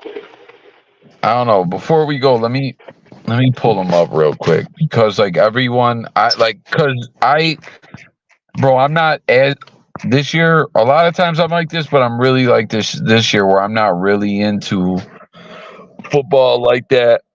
Like off season mode, I I take a break until like around draft time. But when we signed him, everyone was like, "Oh, he's a solid number two." Let's see, Oh, Curtis Samuel. Um, he plays for the Bills. Oh, he won the 2015 college championship with Ohio State. Um, oh, the Panthers took him in the second round of the 2017 draft. He played 4 seasons with them and 3 with the Commanders. oh. Let's see what his stats are looking like. Um, damn, his stats ain't really shit. 317 or no, 317 receptions, 3,383 yards, 22 touchdowns, 715 rushing yards, 7 rushing touchdowns, and 430 return yards. Hey, man. That's what I know him from when he was with the Panthers. And he's 5'10", a $196. Damn, he has You see, 4.3 speed, bro. yeah, Winston went to Cleveland. Did he? Yeah, James Winston went to Cleveland, and then Raheem Morris, the one he's the coach of the Falcons right now. Yeah. Yeah, he came out. They had an article today, and it was like he said some he said some shit like I've been hating the Saints for years. And it was like, well, at least he knows how the rivalry goes, unlike Dennis Allen, who fucking apologized for fucking running the touchdown on the fucking end of the game last year. Who said that? They had an article and it was talking about how at least he understands the rivalry instead of Dennis No. Allen. For Who said that though? Raheem Morris, the new head coach for the Falcons. Oh, okay. Yeah, he said that they've been hating the Saints for years. Like, that rivalry serious. Like, you don't go apologizing to the fucking Falcons head coach. That would be like, Bro, y'all apologizing. Listen, the year. Do you remember the year the Patriots went 16-0, but they lost in the Super Bowl to the Giants. Giants? Mm-hmm. They were running the score up against people, like in games that they had won, and like people were saying shit like that, like, why don't they run the clock out? Why do they keep running the score up? And Belichick basically was like, well, like, if you don't like it, stop us. Yeah, that's the same shit that happened the other day with your Knicks and the fucking the Pistons. I think one of the players for the Knicks hit like 11 threes. And like after the game, like Monty Williams, for the Pistons head coach, he was like, "Oh yeah, like that wasn't nice, like how they fucking got them 11 threes." And then Josh Hart was like, "Well, if you got a problem with it, play some defense and stop it." Yeah. I fucking like Josh Hart. He used to be a Pelican. He's a Knick now, but Josh Hart, the one thing he played with, he got a lot of heart. Damn, I'm trying to see year two about my Sabres. Let's see, 89, 87, 79, 81, 76. 81, what do we got? 7. Damn, so we're 8 points back.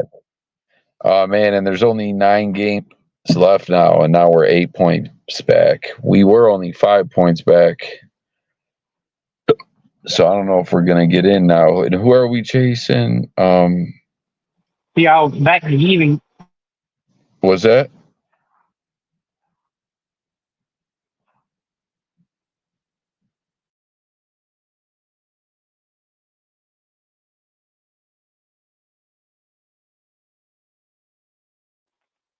So y'all like 8 games back at even getting in the playoffs, and y'all only got 9 left.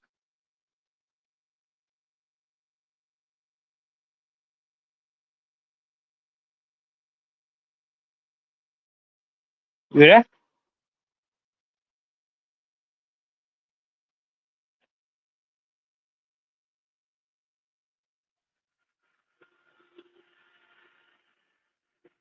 What's happening?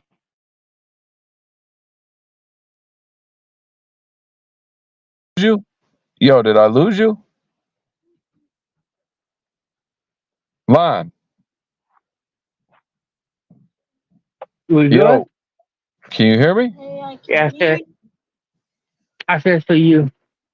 Yeah, no. So we got 9 games left, and we're 8 points back. So in hockey, a win is 2 points, a loss is 0. A tie used to be 1 point, but now you get a 1 point for an overtime or shootout loss. So y'all would So- pretty much need to win. Y'all would need to win like 6 out of the 8, and they lose like fucking all of them. Wait, 81, 76. That means y'all gotta win. Y'all gotta win 81. 4 out of 8 to catch up. Oh no, okay, so we're 8 points back. My bad. So that's 4 wins back, and then who? The team we're chasing. Damn, they have 2 games. They have 2 games on us, where they got fucking 11 games left. Oh shit, yeah. We were only 5 points back just like a week ago. We had put together a nice run, and I was like, oh, okay, but then we dropped some games. So we like that right now. Listen, we're a 500 hockey team right now. 34, 34, and 5. Oh shit, y'all only 500. Y'all looking to get 8 more points in the whole year. No, 16 points. Yeah, you're looking at 16 more points. That's it. But like my It's really Pelican, not a true 500 though, because we're 34, 34, and 5. Those are also losses too, but they're overtime losses. Those 5. so like right now, bro, we just lost Monday night to the Oklahoma City Thunder. And then we gotta play the fucking Milwaukee Bucks tonight. Like, we got a hard schedule. And like when you look at it, we were sitting at the 4th seed yesterday. From 4 to 10, it's only like a 3-game separation. Are the Bucks still like the best team in basketball, or right up there? They number 2 in they conference right now. The Celtics got them beat. Oh yeah, with more that's wins. right. Last time we talked, you said the Celtics were the best team in basketball, right? Yeah, right now they're like with the defensive rating, the offensive rating, and they wins and shit. They up there. We got to play them too. We got to play the Bucks, then we got to play the Celtics. We got a hard schedule, and like it's only like 3 or 4 games that separate the whole 3 or 4 wins that separate the whole fucking the conference. Like you lose 4 games, you could go from we would have been the home team in the first round of playoffs yesterday. If we lose these 3 games, we can go from being would have been a home team in the playoffs to being in the play-in. Like that shit's crazy right now.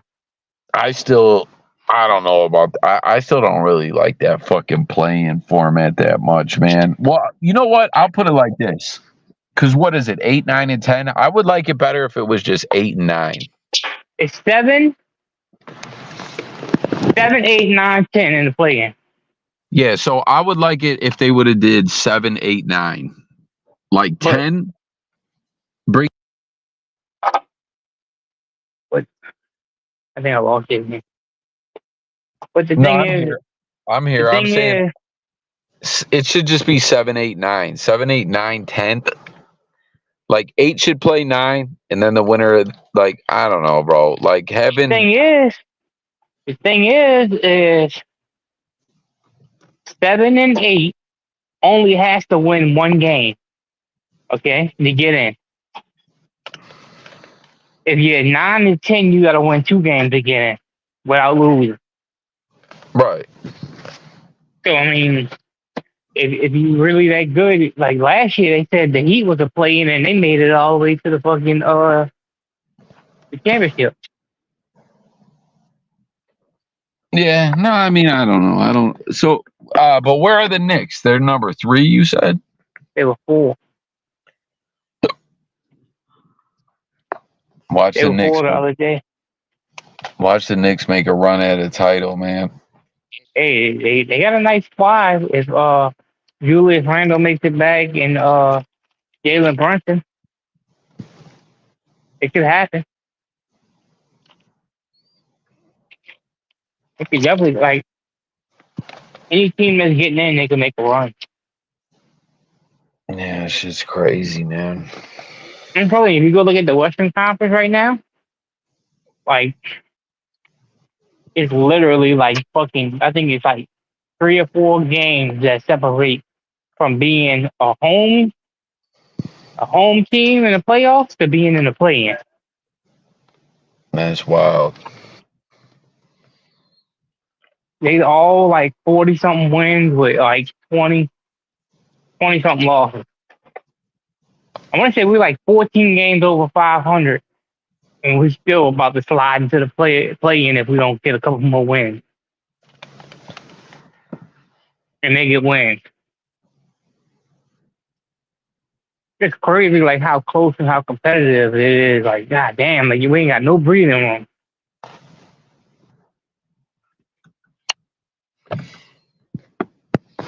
Yeah, it's like even baseball has an extra team now. Football has an extra team. I like hockey. Stay with 1 through 8 though. But yeah, bro, I'm about to crash out, man. Call it. You good? Have a good one, bro. All right, man. I'll get with you tomorrow, bro. All right, see ya. All right, peace.